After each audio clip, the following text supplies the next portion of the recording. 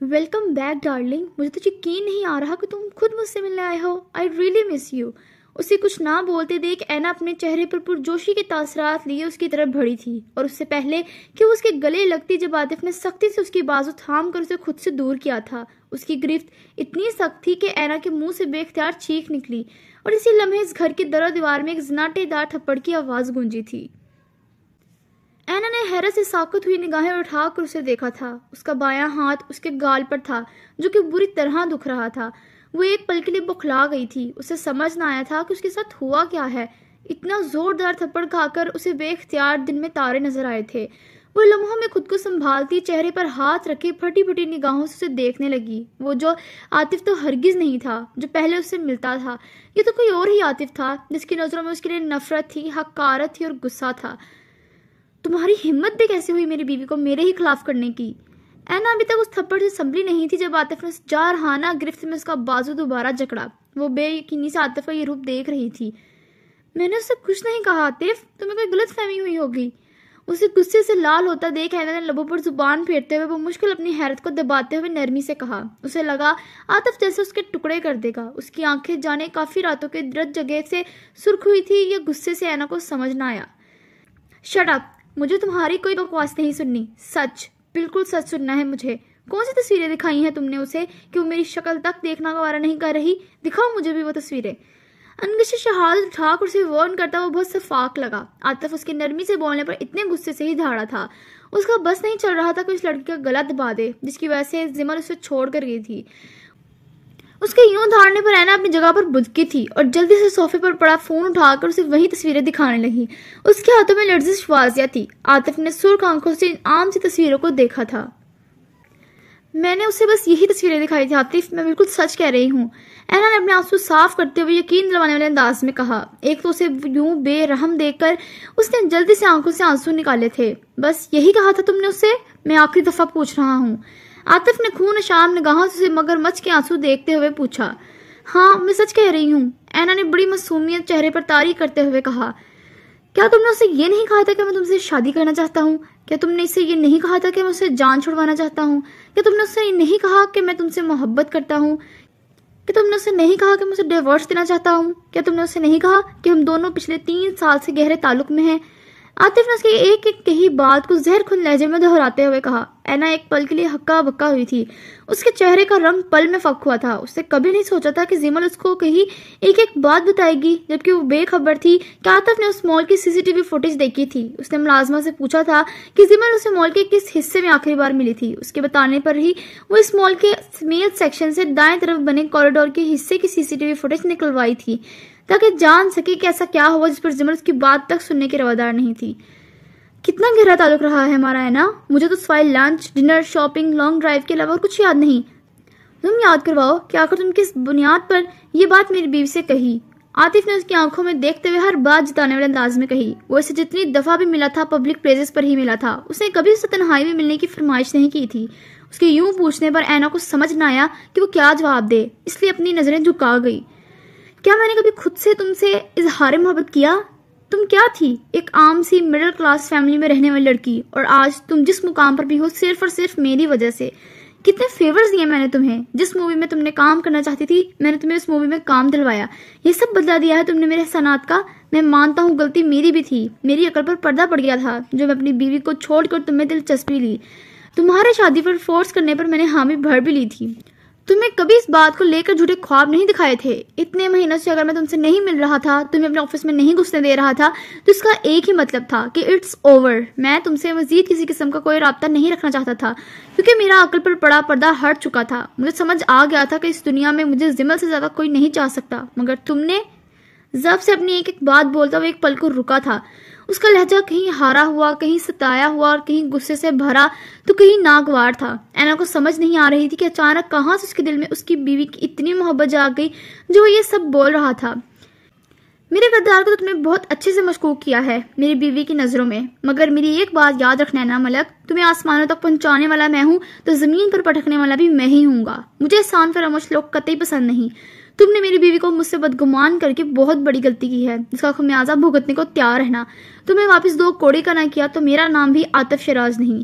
عاطف نے سرد مہری سے اسے دیکھتے ہوئے وارن کرنے والے انداز میں کہا۔ اس کی آنکھوں میں اپنی طاقت کا عزم واضح تھا۔ بسم کر دینے والی لہجے میں کہتا اپنی بات، وہ وہاں رکا نہیں تھا، باہر کی جانب بڑھ گیا۔ اینا کو لگا عاطف سمیت سب کچھ اس کے ہاتھ سے نکل گیا ہے۔ اینا اس کے باہر کو جانے پر جلدی سے اس کے پیچھے لپکی تھی۔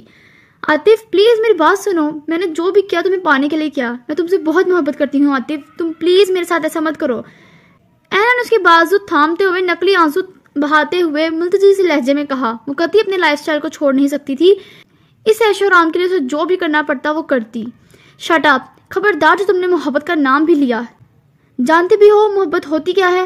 محبت دولت سے نہیں انسانوں سے ہوتی ہے، اور تمہاری محبت کے پیچھے پیسے کی ہوس کو میں بہت اچھے سے جانتا ہوں، اس لیے محبت کو بدنام مت کرو۔ میں نے تمہارے ساتھ کچھ غلط نہیں کیا، میں نے تمہیں چھوڑ دیا تھا، ہم اچھے دوست رہ سکتے تھے، مگر تم نے یہ جو بکواس میری بیوی سے کی ہے، اس کے بعد مجھ سے کسی نرمی کی امید مت رکھنا، تم وہ میرا انتقام دیکھو گی۔ میری بیوی کی نظروں میں میرے کردار کو مشکوک کیا تم نے، اور میں اپنے کردار پر کیچڑ چھاڑنے والوں کو کبھی نہیں بخشتا۔ Just wait and watch. جھٹکے سے اپنی بازو اس کی گرفت سے آزاد کرتا، وہ انگلی اٹھا کر اسے وارن کرتا وہاں رکا نہیں تھا، اپنی سیاہ قیمتی گاڑی میں سوار ہو کر اس کے گھر سے نکل گیا تھا۔ اینا نے غصے سے زمین پر پاؤں پٹکے تھے، اسے تو لگا تھا کہ اس کا پلان کامیاب ہوگا، جبکہ نہ صرف اس کا پلان ناکام ہوا تھا بلکہ وہ تو اسے دھمکی بھی لگا کر گیا تھا، اور عاطف اپنا کہا پورا کرنے والوں مردوں میں سے تھا۔ اینا نے غصے سے اپنے بال مٹھیوں میں جکڑ لیے تھے، وہ غلط شخص سے دشمنی مول لیے بیٹھی تھی جس کا اندازہ اسے اب ہونے والا تھا۔ آج دھوپ نہیں نکلی تھی، سردی کی شدت بہت زیادہ تھی، ابھی دن کے 2 بجے تھے، مگر دھوپ نہ نکلنے کی وجہ سے شام کا گمان ہوتا۔ آسمان پر ہر طرف بادل چھائے ہوئے تھے، جبکہ دھند ہر سو دیکھی جا سکتی تھی۔ وہ کچھ دیر پہلے ہی شاور لے کر واش روم سے نکلی تھی، اپنے گیلے بالوں کو ٹاول سے خشک کرنے کے بعد ڈریسنگ کے سامنے چیئر پر بیٹھتے ہوئے انہیں سلجھانے لگی، جبکہ ٹھنڈے پانی سے شاور لینے کی وجہ سے اس کے دانت بج رہے تھے۔ وہ ہولے ہولے کپکپاتے ہوئے اپنے لمبے بالوں میں برش کر رہی تھی، اسے شدید سردی لگ رہی تھی۔ وہ جلدی جلدی اپنے گھنگریالے بالوں میں برش چلاتی انہیں سلجھانے کے بعد الماری سے سیاہ رنگ کی جیکٹ نکال کر پہننے لگی۔ اسے سویٹر اور جرسیاں بالکل پسند نہیں تھی، وہ ہمیشہ سردیوں میں مختلف سٹائل کی لیڈیز جیکٹ پہنا کرتی تھی۔ کنیز بیگم نے اس کی پسند پوچھ کر اسے 2-3 جیکٹس بطور گفٹ دلوائی تھی، جو کہ اب اس کے کام بھی آ رہی تھی۔ بلیک ٹراؤزر پر وائٹ کلر کی شرٹ میں ملبوس، جس پر سیاہ جینز کی جیکٹ پہنے وہ سادگی میں بھی جچتی تھی۔ اس کی ناک سردی سے سرخ ہو رہی تھی، جبکہ وہ ہنوز کپکپا رہی تھی۔ اس کی ڈریسنگ سینس ہمیشہ ہی منفرد تھی، مگر اب آگر کچھ بھی اس کے ہاتھ میں نہیں رہا تھا، وہ دوسروں کے لائی ہوئی چیزوں پر منحصر تھی۔ وہ بھی جیکٹ پہن کر فارغ ہی ہوئی تھی اور بالوں کو ڈرائر سے ڈرائی کرنے کا سوچ ہی رہی تھی جب دروازے پر دستک ہوئی۔ اسرا نے اندر آنے کی اجازت دیتے ہوئے صوفے پر پڑی شال اٹھا کر کندھوں پر اوڑھی تھی۔ ملازمہ کی جگہ کسی لڑکی کو اندر آتا دیکھ وہ چہرے پر غیر شناسائی کے تاثر لیے اسے دیکھنے لگی۔ اسے لگا تھا کہ ملازمہ اسے لنچ پر بلانے آئی ہوگی۔ السلام علیکم، کیسی ہو اسرا؟ تم تو کمرے سے باہر نکلتی نہیں، تو میں نے سوچا کہ تم سے یہیں آ کر ملاقات کر لی جائے۔ زمل نے خوش مزاجی سے اندر داخل ہوتے ہوئے اسے مخاطب کرتے ہوئے اپنا دایاں ہاتھ آگے بڑھایا تھا، جس پر اسرا نے ہلکی سے مسکراہٹ کے ساتھ اس کا بڑھایا ہوا ہاتھ تھام لیا تھا۔ زمل کا انداز بہت دوستانہ تھا، یوں جیسے اسے جانتی ہو۔ اسرا اس کے اندر آنے پر ایک پل کو اسے دیکھ کر حیران ہوئی تھی۔ یہ لڑکی ساحر سے بہت ملتی تھی، اس کی آنکھیں بالکل اس کی طرح سنہری تھی اور بال بھی گہرے سنہرے۔ اتنی مماثلت! رمیسا بیگم نے اسے باتوں ہی باتوں میں بتایا تھا کہ ان کی پہلی 2 اولادیں جڑواں ہیں، جبکہ ان دونوں میں اتنی مماثلت دیکھ وہ ایک پل کو چونکی ضرور تھی۔ اف، تمہارے ہاتھ تو بہت ٹھنڈے ہیں لڑکی، اس سے ہاتھ ملاتے ہی زمل نے باقاعدہ جھرجھری لیتے ہوئے کہا، جبکہ خود کو دیکھنے پر اس کی بادامی آنکھوں میں واضح نظر آتی حیرت وہ بھام چکی تھی۔ وعلیکم السلام، وہ میں بھی شاور لے کر نکلی تھی شاید اسی لیے۔ اسرا نے سنجیدگی سے اپنا ہاتھ اس کے گرم ہاتھوں سے واپس کھینچتے ہوئے کہا۔ اوہ گڈ، مجھے تو جب سے ماما نے بتایا کہ رافی کی کزن یہاں رہ رہی ہے مجھے سن کر بہت خوشی ہوئی تھی، میں تم سے ملنا چاہتی تھی، بس میری تھوڑی طبیعت خراب تھی۔ زمل نے معذرت خواہ لہجے میں کہا۔ ان کے گھر میں مہمانوں کی خوب مہمان نوازی کی جاتی تھی، ان کی بہت رسپیکٹ کی جاتی تھی۔ ان کے گھر مہمان آئی تھی اور وہ اپنے غم میں اتنی غافل تھی کہ اسے مل بھی نہ سکی، اس لیے زمل کو شرمندگی سے ہوئی تھی۔ کل رات ہی ساحر اسے دوبارہ کسی اور ڈاکٹر کے پاس لے کر گیا تھا، جس کی میڈیسن سے اسے کافی فرق پڑا تھا۔ وہ صبح سے کافی بہتر محسوس کر رہی تھی، اسی لیے آج اپنے کمرے سے باہر نکلی تھی۔ ملازمہ اسرا کو لنچ پر بلانے آ ہی رہی تھی جب زمل نے اسے منع کرتے ہوئے خود یہاں چلی آئی۔ اٹس اوکے، اب آپ کی طبیعت کیسی ہے؟ اسرا نے اس کی سوجی ہوئی سرخ آنکھوں کو دیکھ کر متفکری سے پوچھا. اسے لگا وہ زیادہ بیمار تھی. زمل چاکلیٹ کلر کے گرم سوٹ میں ملبوس تھی. سنہرے بالوں کو 2-4 بل دے کر چٹیا میں مقید کر رکھا تھا جو کہ اس کی پشت پر جھول رہی تھی. اس کا سبھی چہرہ ہر طرح کے میک اپ سے پاک تھا جبکہ اتنے دنوں کی بیماری کی وجہ سے اس کی صاف رنگت میں زردی سی گھل گئی تھی، مگر اب بھی دیکھنے والے اس کی جانب متوجہ ہوئے بغیر نہیں رہ سکتے تھے. میں بالکل ٹھیک ہوں، تم سناؤ کیا پڑھی ہو؟ پڑھائی کیسی چل رہی ہے؟ یہاں تمہارا دل لگ گیا؟ رافع نے تو ہمیں کبھی نہیں بتایا کہ اس کی کوئی کزن بھی ہے. بہت ہی میسنا ہے یہ، اپنی اتنی حسین کزن کو آج تک ہم سے چھپا کے رکھا. میں تو اس کے کان کھینچنے والی ہوں اس بات پر. زمل دراصل اسے دیکھ کر خوش ہوئی تھی. اسے لگا رمیسا بیگم نے اس کی جتنی تعریفیں کی وہ کم تھی کیونکہ اسرا اس سے کہیں زیادہ تھی. اس کی سادگی میں ڈوبے حسن کو دیکھ کر بے ساختہ متاثر ہوئی تھی. دوسرا اسرا کا سنجیدہ لب و لہجہ، اس کا گفتگو کا انداز کسی کو بھی اپنی جانب میں توجہ کر لے. اس کے اتنے سارے سوالوں پر اسرا اسے دیکھ کر رہ گئی. اسے سمجھ نہ آیا کہ وہ کیا جواب دے. وہ ایک پل کو مسکرا بھی نہ سکی. میں کیمسٹری میں BS کر رہی ہوں. اسرا نے بمشکل اپنے تاثرات درست رکھتے ہوئے سنجیدگی سے کہا، جبکہ یہ کہتے ہوئے دل کو ایک انجانے سے درد نے چکڑا تھا. ماشاءاللہ، اللہ تمہیں کامیاب کرے. بہت خوشی ہوئی تم سے مل کر، اور میں اپنا تعارف کروانا بھول ہی گئی. میں اس گھر کی اکلوتی لڑکی زمل عاطف شیراز ہوں. میں اور سہار ٹوینز ہیں اور حاشر ہم سے 1 سال چھوٹا. میرا گھر لاہور DHA میں ہے. حنان سے تم تو یقیناً مل ہی چکی ہوگی. میرا بیٹا ہے. زمل نے دوستانہ انداز میں اپنا تعارف کرواتے ہوئے کہا. اس کا انداز سنجیدہ تھا مگر مخلص سا، ملنسار سا، میٹھا سا لہجہ تھا. اپنا پورا نام بتاتے ہوئے اسے ایک پل کو پھر سے عاطف کی یاد آئی تھی جو کہ شاید اس کے یہاں آنے کے بعد اسے بھول گیا تھا. تبھی تو دوبارہ رابطہ کرنے کی کوشش نہیں کی تھی، اس کا حال تک جاننے کی کوشش نہیں کی تھی کہ وہ زندہ ہے یا مر گئی. تلخی سے سوچتے ہوئے زمل نے بمشکل اپنے تاثرات چھپائے تھے. مجھے بھی آپ سے مل کر خوشی ہوئی. اسرا نے ہلکا سا مسکراتے ہوئے مدھر لہجے میں کہا تھا، جبکہ یہ لڑکی اس سے کہیں سے بھی ایک بچے کی ماں نہیں لگتی تھی. ان کے گھر میں سبھی ایک سے بڑھ کر ایک تھے، اور حنان اس سے تو وہ اسی دن مل چکی تھی جس دن سے وہ یہاں آیا تھا. رمیسا بیگم کے ساتھ ہی وہ اس کے کمرے میں آیا تھا، اور اسے دیکھ کر اسرا کو لگا کہ اس نے آج تک کبھی اتنا خوبصورت بچہ نہیں دیکھا تھا، جبکہ وہ کتنا شرارتی اور بتونی تھا. اس کا اندازہ اسے اس کے ساتھ کچھ وقت گزار کر ہی ہو گیا تھا. وہ اسرا سے پہلے دن ہی دوستی کر چکا تھا. بقول اس کے اسے پسند آئی تھی، جبکہ پسند تو وہ اسرا کو بھی بہت آیا تھا، جس کے انداز و توار کسی نواب زادے سے تھے. ماما، نانو آپ کو اسرا آپی کو بلا رہی ہیں. حنان اپنے ہاتھ میں تھامے موبائل پر گیم کھیلتے ہوئے اندر داخل ہوا تھا اور دونوں کو دیکھتے ہوئے مصروف سے انداز میں بولا تھا. تب اسرا کے کھلے سیاہ کرلی بالوں کو دیکھ کر ایک پل کو حنان اپنی گیم بھول گیا. اسے کرلی بال بہت پسند تھے. اوکے، ہم آ رہے ہیں، زمل نے اسے دیکھتے ہوئے کہا، جو آنکھوں میں چمک لیے اسرا کی پشت پر بکھرے بالوں کو بڑے شوق سے دیکھ رہا تھا. آئی لو کرلی ہیئرس، حنان نے چمکتی ہوئی آنکھوں سے کہا. اس کا لہجہ پرجوش تھا، متاثر کن تھا. اسرا اس کے انداز پر مسکرائی. اینڈ آئی لو حنان. اسرا نے جھک کر اسے اٹھاتے ہوئے اس کے گال پر پیار کرتے ہوئے کہا. حنان اسے اپنے پورے خاندان کی تصویریں اپنے ٹیبلٹ پر دکھا چکا تھا اور ہر بندے کے متعلق تبصرے بھی کر چکا تھا کہ کون اس سے زیادہ پیار کرتا ہے اور کون کم، اسے سب سے زیادہ کون پسند ہے اور کون نہیں. آئی لو یو ٹو. حنان نے جلدی سے اس کی بات کا جواب دیا تھا، جس پر زمل کی مسکراہٹ بے ساختہ تھی. اس کا بیٹا ابھی سے ہی جہاں کوئی خوبصورت لڑکی دیکھتا فوراً آئی لو یو کہہ دیتا تھا. جانے یہ بڑا ہو کر کیا کرنے والا تھا، وہ یہ سوچ کر بے ساختہ مسکرا دی. حنان کو خوبصورت لوگ بہت پسند تھے جسے وہ اپنی پسندیدگی کا اظہار کرنے میں ذرا دیر نہیں لگاتا تھا. لیکن تم تو اس دن فضا کو آئی لو یو کہہ رہے تھے. زمل نے اس کا گال کھینچتے ہوئے اسے گھرکا. تب میں اسراپی سے نہیں ملا تھا نا. شی از لیس پریٹی دین اسراپی. حنان نے مسکراتے ہوئے اپنی سنہری آنکھیں ہلکی سے سکیڑ کر کہا تھا. اسرا کے لبوں پر ہرنوز ایک نرم سی مسکراہٹ نے احاطہ کیا ہوا تھا. اس کی شرارتی لہجے میں کہی بات پر اسرا کی مسکراہٹ مزید گہری ہوئی تھی. حنان کا ایک ایک انداز انوکھا تھا. اسراپی تو پریٹی ہیں، بٹ آپ بہت جھوٹ بولنے لگے ہو حنان. میں آپ کی ساحر ماموں سے شکایت کروں گی. لاسٹ ٹائم آپ نے ان سے پرومس کیا تھا کہ اب آپ جھوٹ نہیں بولو گے. زمل نے اسے ڈرانے والے انداز میں کہا، جس پر حنان کی مسکراہٹ ایک پل میں سمٹی تھی. ساحر سے وہ بہت پیار کرتا تھا، اس لیے کوئی بھی بات اس کی نہیں ٹالتا تھا. زمل اکثر اس کی نہ سننے پر اس کی ساحر سے شکایت کرتی تھی، جس پر وہ اس کی روبدار شخصیت سے اندر ہی اندر ڈرتا بھی تھا. زمل کے کہنے پر حنان نے مسکین سی شکل بنا کر ماں کو دیکھا تھا. ساحر کے ذکر پر اسرا کا حلق تک کڑوا ہوا تھا. جو انسان خود اتنا جھوٹ بولتا تھا، وہ بھلا اس بچے کو کیا صحیح غلط سکھاتا. کوفہ سے سوچتی اسرا نے بمشکل اپنی ناگواری چھپائی تھی. نو موم پلیز، حنان نے معصوم سی شکل بنا کر کہا. اسرا کو اس پر بے اختیار ہی غصہ آیا تھا. جس بچے پر بھی اپنا روب جمانے سے یقیناً باز نہیں آتا ہوگا، تبھی وہ اس سے خوف زدہ تھا. اوکے، نہیں بتاتی. آ جاؤ اسرا، لنچ کرتے ہیں. ماما ویٹ کر رہی ہوں گی ہمارا. میں تمہیں بلانے ہی آئی تھی۔ جمل نے حنان سے موبائل لے کر اسے آف کرتے ہوئے کہا تو حنان اسرا کی گود سے اترتا ہوا باہر رمیسا بیگم کے پاس بھاگ گیا۔ وہ مجھے بھوک نہیں ہے، آپ لوگ لنچ کریں، اسرا نے بہانہ بناتے ہوئے کہا۔ وہ لنچ کمرے میں ہی کیا کرتی تھی، جانے کیوں آج رمیسا بیگم سے باہر بلا رہی تھی۔ کم آن اسرا، صبح سے ناشتہ کیا ہوا ہے تم نے، بھوک کیوں نہیں لگی؟ اور اگر نہیں بھی لگی تو میرے کہنے پر ہمیں جوائن کر لو، زمل نے اصرار کرتے ہوئے کہا، جس پر اسرا منع نہ کر سکی اور اسے 5 منٹ میں آنے کا کہا۔ زمل اس کے کمرے سے چلے گئی تھی، جس کے بعد اسرا ڈرائر کا سوئچ لگاتی ہوئی اپنے نم بال ڈرائی کرنے لگی۔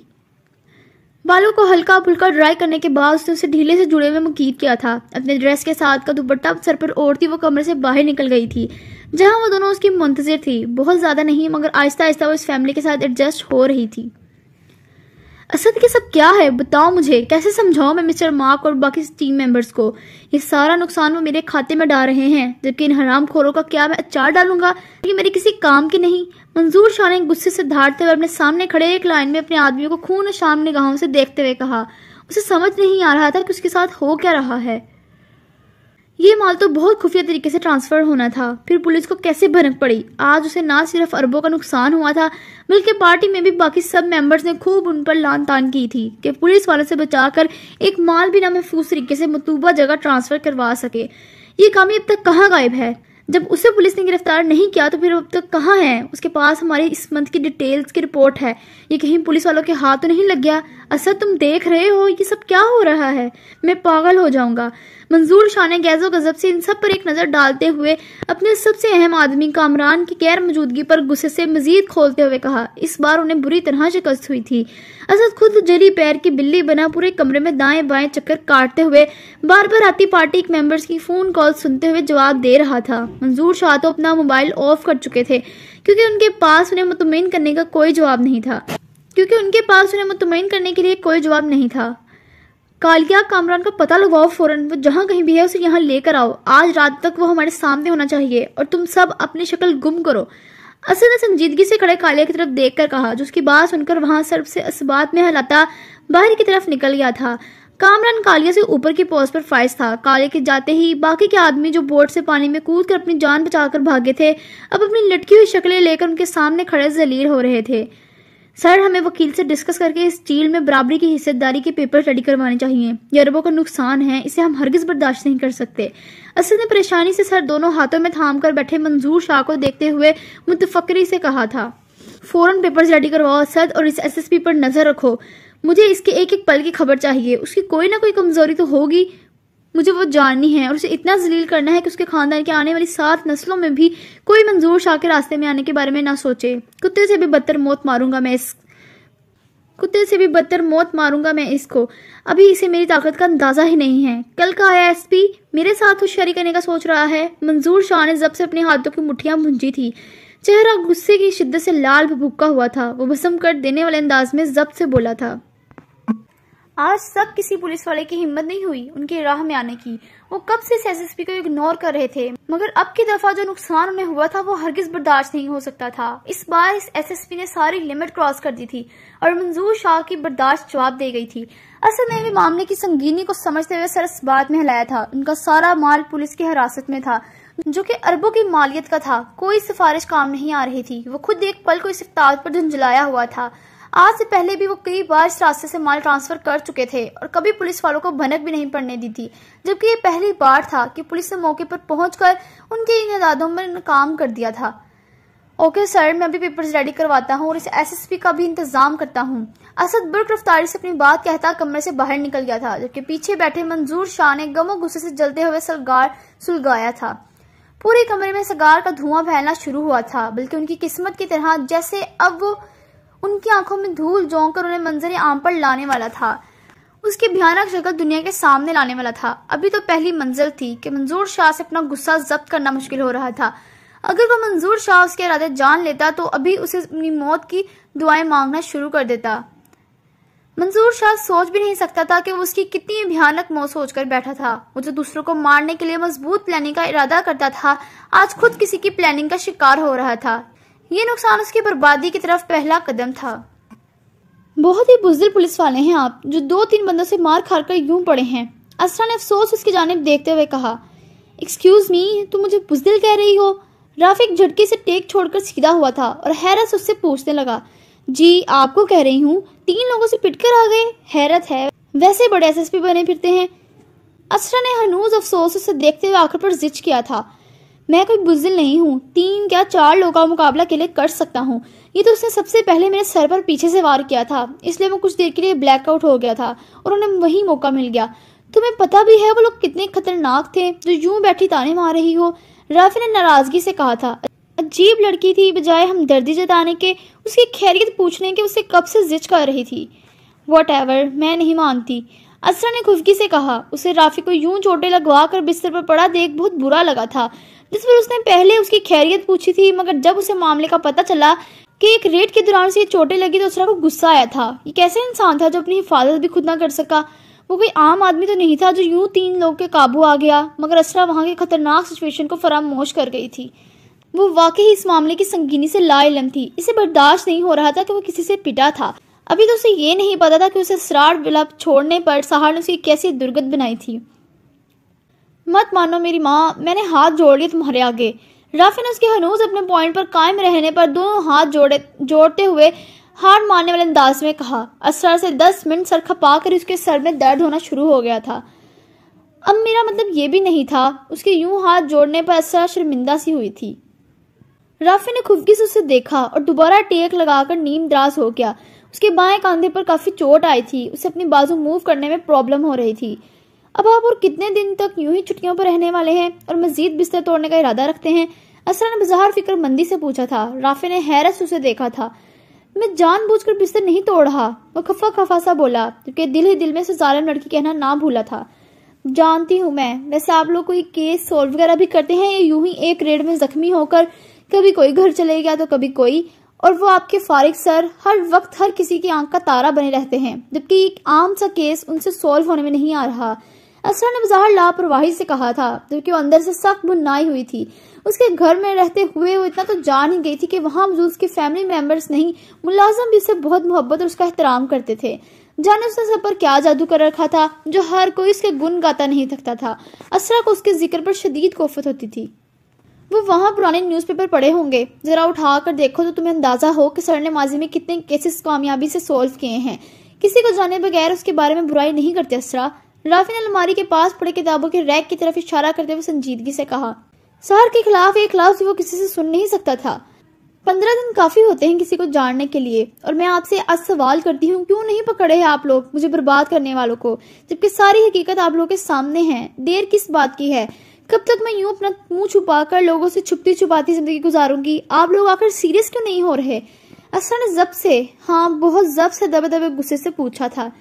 رافع نے سنجیدگی سے اس کی جانب دیکھا تھا، وہ اس کی کیفیت سمجھ سکتا تھا۔ آج صبح وہ گھر سے جھوٹ بول کر اپنی ویکینڈ کلاسز لینے آئی تھی۔ سب کو یہی لگ رہا تھا کہ وہ کلاس لینے یونیورسٹی گئی ہے، مگر وہ یہاں تو رافع کے فلیٹ پر ٹائم پاس کر رہی تھی۔ رافع نے یہی طے کیا تھا کہ وہ ہر ہفتہ اتوار یہاں اس کے فلیٹ میں آ جایا کرے گی تاکہ اس کا بنایا ہوا پلان خراب نہ ہو۔ وہ ہاسپٹل سے سیدھا گھر آ گیا تھا۔ حاشر پورا دن اس کے پاس رکا تھا۔ اس نے ساحر کو منع کیا تھا کہ وہ رمیسا بیگم کو بالکل نہ بتائے، وہ انہیں اپنی وجہ سے پریشان نہیں کرنا چاہتا تھا۔ اسرا کو ویکینڈ پر یونیورسٹی لینے اور واپس چھوڑنے کی ذمہ داری اس نے خود لی تھی تاکہ کسی کو کوئی شک نہ ہو، مگر اب جو کہ وہ زخمی تھا تو اس نے ساحر سے ریکویسٹ کی تھی کہ اسے وہاں چھوڑ جائے، جس پر ساحر وہ مشکل ہی صحیح مگر مان گیا تھا۔ اسرا کو رافع پہلے ہی بتا چکا تھا، جس پر وہ صبح بظاہر یونیورسٹی جانے کے لیے تیار تھی۔ رمیسا بیگم اس وقت بہت حیران ہوئی جب ساحر نے خود سے کہا تھا کہ وہ رافع بزی ہے، وہ نہیں آ سکتا، اس لیے وہ اسے جاتے ہوئے یونی ڈراپ کر دے گا، جس پر رمیسا بیگم کو پہلے حیرت اور پھر خوشی ہوئی تھی کہ وہ گھر آئے مہمان کا خیال کرتے ہوئے اس کی مدد کر رہا ہے۔ اسرا کو سارے راستے اس ڈرامے پر اس قدر شرمندگی اور اہانت محسوس ہوئی تھی جسے وہ لفظوں میں بیان ہی نہیں کر سکتی تھی۔ ساحر نے اسے کچھ نہیں کہا تھا، وہ یونیفارم میں ملبوس پولیس اسٹیشن جانے کے لیے تیار تھا۔ سنجیدگی سے اسے رافع کے فلیٹ کے سامنے چھوڑ کر وہ واپس چلے گیا تھا، جبکہ اسرا کو سانس لینا دشوار لگ رہا تھا۔ یہ سب ڈرامہ، یہ سب جھوٹ اس کے لیے بہت تکلیف دہ تھا۔ وہ ایک سچی لڑکی تھی، یہ دھوکہ دھڑی اور فریب اسے اذیت میں مبتلا کر رہا تھا۔ میں سمجھ سکتا ہوں اسرا تم اس وقت کیا فیل کر رہی ہو، مگر پلیز میرا یقین کرو یہ سب اتنا آسان نہیں جتنا تمہیں لگ رہا ہے۔ یہ سب ثبوت بہت معمولی ہیں اسے مستقل طور پر اندر کرنے کے لیے۔ ان ثبوتوں کو بنیاد بنا کر اگر ہم اسے پکڑ بھی لیتے ہیں تو وہ زیادہ سے زیادہ 1 ہفتے کے بعد ہی رہا ہو جائے گا۔ اس کے تعلقات بہت دور تک ہیں۔ تم بس اللہ سے دعا کرو، ہم اپنی پوری کوشش کر رہے ہیں کہ اس جیسے فرعون کو ایسے پکڑیں کہ اس کے کنیکشنز بھی کسی کے کام نہ آئے۔ وہ سیاست میں ایک بہت اسٹرانگ پوزیشن پر فائز ہے، ہم اسے ایسے ہی ریسٹ نہیں کر سکتے، پلیز بات کو سمجھو اور ہمارے ساتھ کمپرومائز کرو۔ رافع نے اسے نرمی سے سمجھاتے ہوئے کہا۔ وہ اسے کیسے بتاتا کہ وہ لوگ اس کیس کا ایک سرا ہاتھ میں تھامتے تھے تو دوسرے سرے تک پہنچنے سے پہلے پہلا سرا ان کے ہاتھ سے نکل چکا ہوتا تھا۔ منظور شاہ کا کون سا ایک واحد گناہ تھا، وہ تو جانے کتنے گناہ کر چکا تھا اور کتنے کر رہا تھا۔ یہ کیس ان کے لیے ایک بہت بڑا ٹاسک تھا جس پر سب اپنے جی جان سے محنت کر رہے تھے۔ اس کے بعد اسرا کچھ نہ بولی، ہنوز چہرے پر خفیہ بھرے تاثرات لیے اپنا سر جھکائے بیٹھی اپنی ہتھیلیوں کو دیکھتی رہی۔ اسرا تم سن رہی ہو؟ وہ جب کچھ نہ بولی تو رافع نے اس کے جھکے ہوئے سر کو دیکھتے ہوئے اسے دوبارہ مخاطب کیا۔ یہ سب ٹھیک نہیں ہو رہا، میں کسی کو دھوکہ نہیں دے سکتی، مجھ سے روز روز جھوٹ نہیں بولا جاتا، وہ لوگ مجھ پر اعتبار کرتے ہیں اور میں اس سے آگے اسے بولا ہی نہیں گیا۔ اس کی آواز رنج سی گئی تھی، وہ بمشکل اپنی آنکھوں میں نمی چھپاتی دوسری سم دیکھنے لگی۔ جھوٹ بولنا اس کے لیے سب سے تکلیف دہ امر تھا، اس کے اندر کی اذیت اس کے لفظوں میں عیاں ہوتی تھی۔ رافع خود بھی کچھ پل بول نہ سکا۔ پہلی بات، تم کسی کو دھوکہ نہیں دے رہی ہو، بس یہ سمجھ لو کہ یہ سب حالات کا تقاضا ہے۔ دوسری بات، خواہاں کا گلٹی فیل مت کرو، یہ سب کچھ ایک دن ٹھیک ہو جائے گا، یہ میرا پرومس ہے تم سے۔ کچھ دیر بعد رافع کی سنجیدہ سی آواز لاؤنج میں گونجی تھی، اس کا لہجہ سمجھانے والا تھا۔ اسرا کی آنکھوں میں آنسو دیکھ کر اسے تکلیف ہوئی تھی۔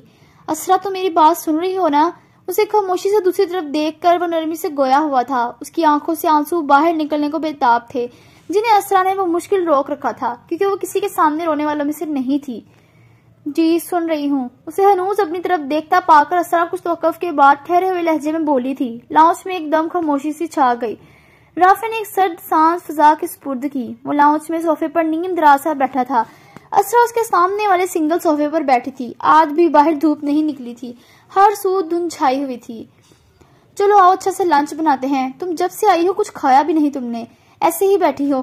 رافع نے صوفے سے اٹھتے ہوئے اپنے پیروں میں سلیپرز پہنتے ہوئے کہا۔ اس کے سر پر ہنوز پٹی بندھی ہوئی تھی، شرٹ کے نیچے بائیں کندھے پر بھی پٹی بندھی ہوئی تھی جو کہ جیکٹ پہننے کی وجہ سے بالکل بھی محسوس نہیں ہو رہی تھی۔ مجھے کوکنگ نہیں آتی، اسرا نے پریشانی سے بتایا، کیونکہ خود تو زخمی تھا تو پھر اسے ہی بنانا پڑتا اور وہ تو کوکنگ سے ویسے ہی بھاگتی تھی۔ رافع نے اس کی بات پر اس حیرانی سے اسے دیکھا تھا۔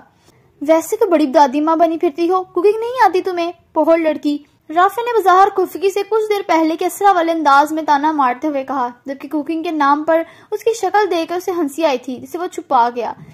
جو مرضی کہہ لیں، اب نہیں آتی تو نہیں آتی، اسرا نے روٹھے پن سے سر جھٹک کر کہا۔ وہ کیوں خواہاں شرمندہ ہوتی؟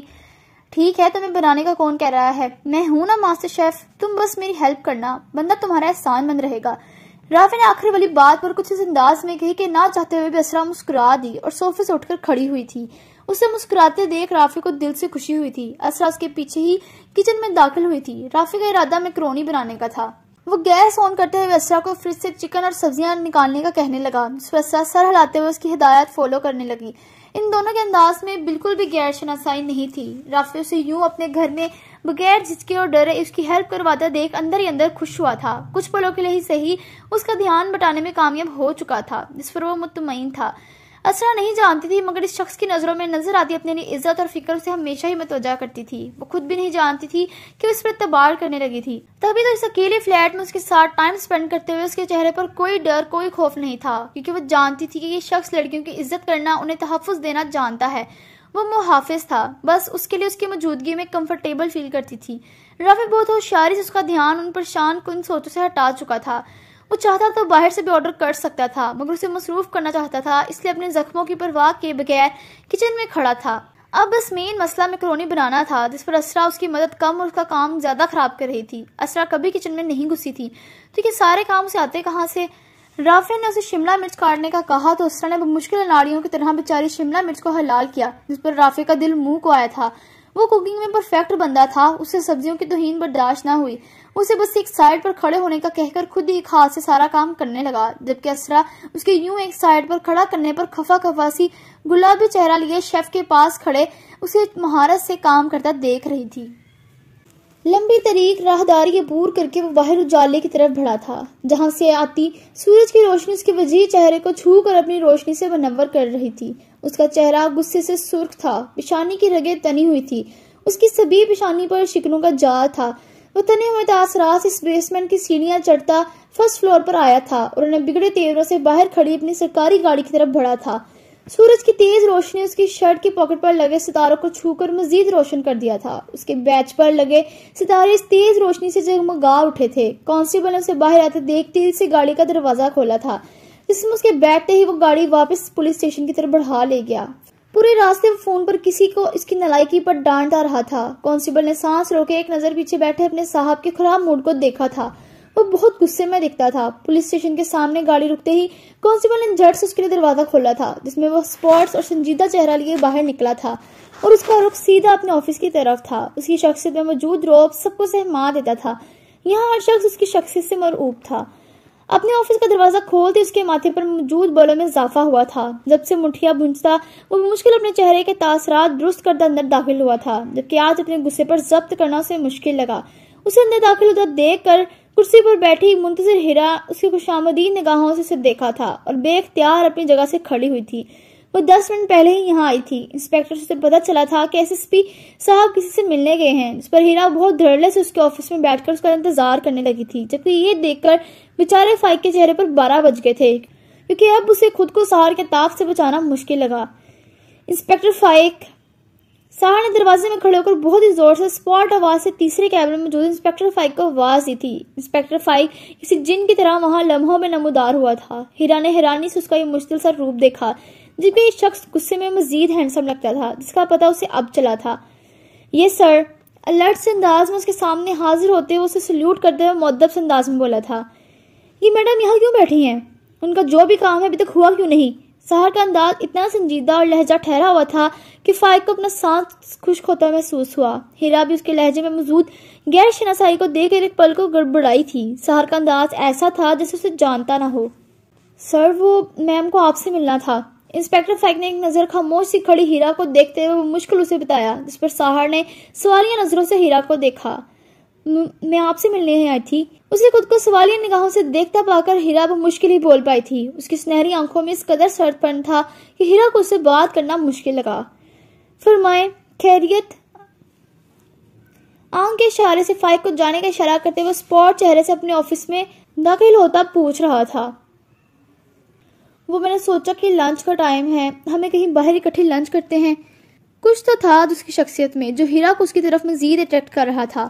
وہ ہلکی سی مسکراہٹ چہرے پر سجاتے ہوئے اس کی طرف دیکھ کر بولی تھی، جو کہ یونیفارم میں بہت پیارا لگ رہا تھا، اتنا کہ کوئی بھی آسانی سے اس کی شخصیت کا دیوانہ ہو جائے۔ یہ میری ورک پلیس ہے ہیرا صاحبہ، یہاں میں کام کرنے آتا ہوں، اور بہتر یہی ہے کہ آپ بھی اس بات کو سمجھے۔ یوں آئے دن یہاں کسی نہ کسی بہانے سے تشریف لانا آپ کو زیب نہیں دیتا۔ مجھے آپ کی یہ سب حرکتیں ایک آنکھ نہیں بھاتی۔ انسان کو اپنی عزت اس کے ہاتھ میں ہوتی ہے، اب یہ اس کے ہاتھ میں ہے کہ اپنی حدود کو سمجھتے ہوئے اپنے وقار کو قائم رکھے یا پھر خود کو بے مول کر دے۔ سنجیدگی سے اپنی بات کہتا وہ بہت کچھ جتا گیا تھا۔ سنہری آنکھوں کا تاثر ناگوار ہی تھا۔ آئی ایم سوری اگر آپ کو برا لگا، مگر آپ اپنے قیمتی وقت میں تھوڑا سا ٹائم تو میرے ساتھ سپینڈ کر سکتے ہیں نا؟ میں آپ کی منگیتر ہوں، کوئی غیر تو نہیں؟ ہیرا نے اس کے یوں دبے دبے لفظوں میں ذلیل کرنے پر خفگی سے کہا، جبکہ وہ لہجہ دھیما ہی تھا۔ سہار نے اس کی بات اس کی جانب دیکھا جو یوں تیار ہو کر آئی تھی جیسے کسی پارٹی میں جا رہی ہو۔ یہاں ہر طرح کے مرد آتے جاتے تھے، مگر اس لڑکی کو اپنی عزت کی ذرا بھی پرواہ نہیں تھی، جو یوں تیار ہو کر لوگوں کی نظروں کا مرکز بنی ہوئی تھی۔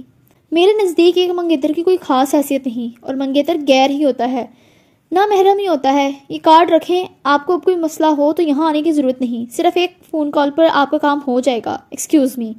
اپنی ٹیبل کے دراز سے ایک کارڈ نکال کر اس کی طرف بڑھاتے ہوئے اسپورٹ اور بے لچک سے لہجے میں بولا تھا۔ ہیرا اس کے اتنے روکھے پھیکے انداز پر اسے دیکھ کر رہ گئی۔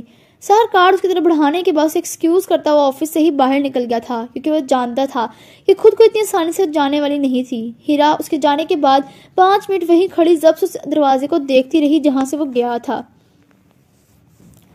اسے قطعی برداشت نہیں ہو رہا تھا آج سہار کو اسے یوں اگنور کرنا اور واضح الفاظ میں اسے منگنی سے یوں ناپسندیدگی ظاہر کرنا۔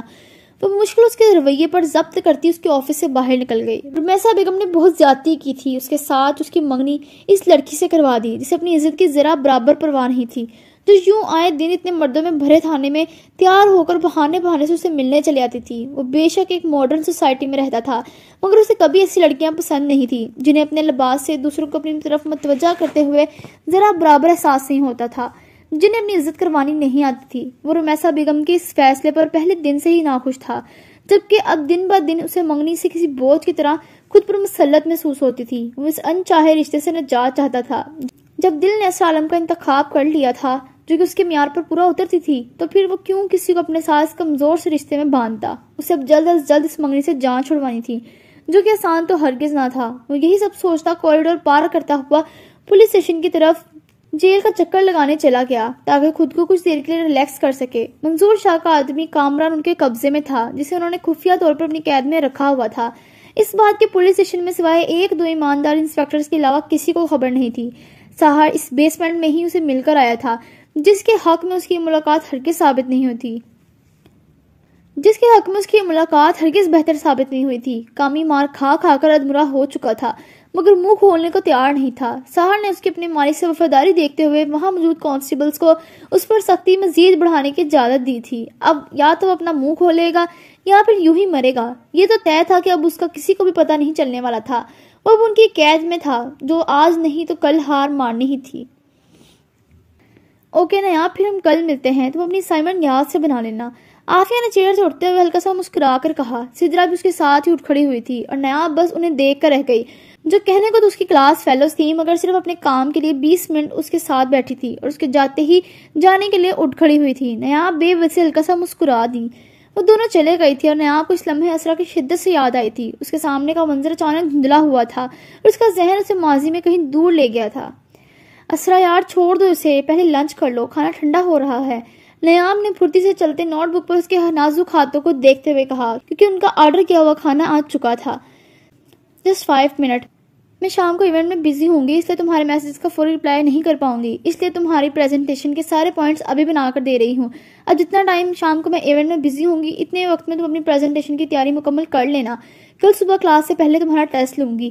اسرا نے مصروفیت بھرے انداز میں اسے خفکی سے دیکھتے ہوئے کہا۔ ٹیبل پر پڑے لیپ ٹاپ پر اس کی انگلیاں تیزی سے حرکت کر رہی تھی۔ وہ لیپ ٹاپ سے ڈیٹا سرچ کرتے ہوئے مختلف پوائنٹ نوٹ بک پر نوٹ کر رہی تھی۔ نیام نے کوہنی ٹیبل پر ٹکا کر محبت باش نگاہوں سے اپنی بیسٹ فرینڈ کو دیکھا تھا، جو ہمیشہ اس کی مشکل میں مدد کرتی تھی۔ اسرا کی پریزنٹیشن آج ہو گئی تھی، جبکہ نیاب کی کل تھی۔ نیاب نے اپنی پریزنٹیشن کے لیے کوئی تیاری نہیں کی تھی، کیونکہ اسے سمجھ ہی نہیں آ رہی تھی۔ اسرا کو پچھلے ایک ہفتے سے یہی کہتی آ رہی تھی کہ اس نے ڈیٹا ڈھونڈ لیا ہے، بس ریڈی کرنا ہے، اس لیے اسرا تو اس کی طرف سے کچھ تسلی ہوئی تھی۔ جبکہ آج جب کل اس کی پریزنٹیشن تھی تو نیاب نے اس کے سر پر بم پھوڑا تھا کہ اس نے کچھ بھی تیار نہیں کیا۔ یہ سنتا ہی اسرا نے اسے خوب لتاڑا تھا، اسے رچ کر شرمندہ کیا تھا، جس پر نیاب شرمندہ ہوئی بھی تھی۔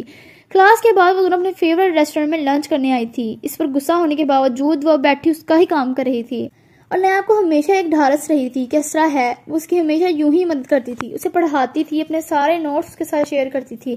اسے پتا تھا یہ لڑکی دنیا کی وہ لڑکی ہے جو ہر حال میں اس کی مدد کرے گی، اسے کبھی تنہا نہیں چھوڑے گی۔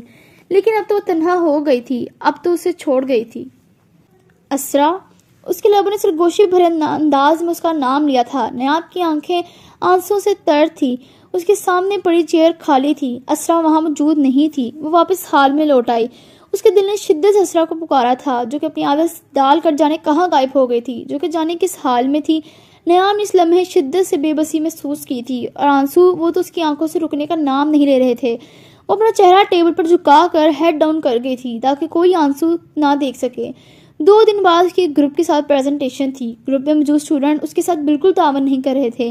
ایک وقت تھا جب پوری کلاس ان کے ساتھ گروپ بنانے کے لیے ان کے آگے پیچھے گھومتی تھی، اور اب جب سے اسرا گئی تھی نیاب کا پڑھنے کو دل ہی نہیں کرتا تھا۔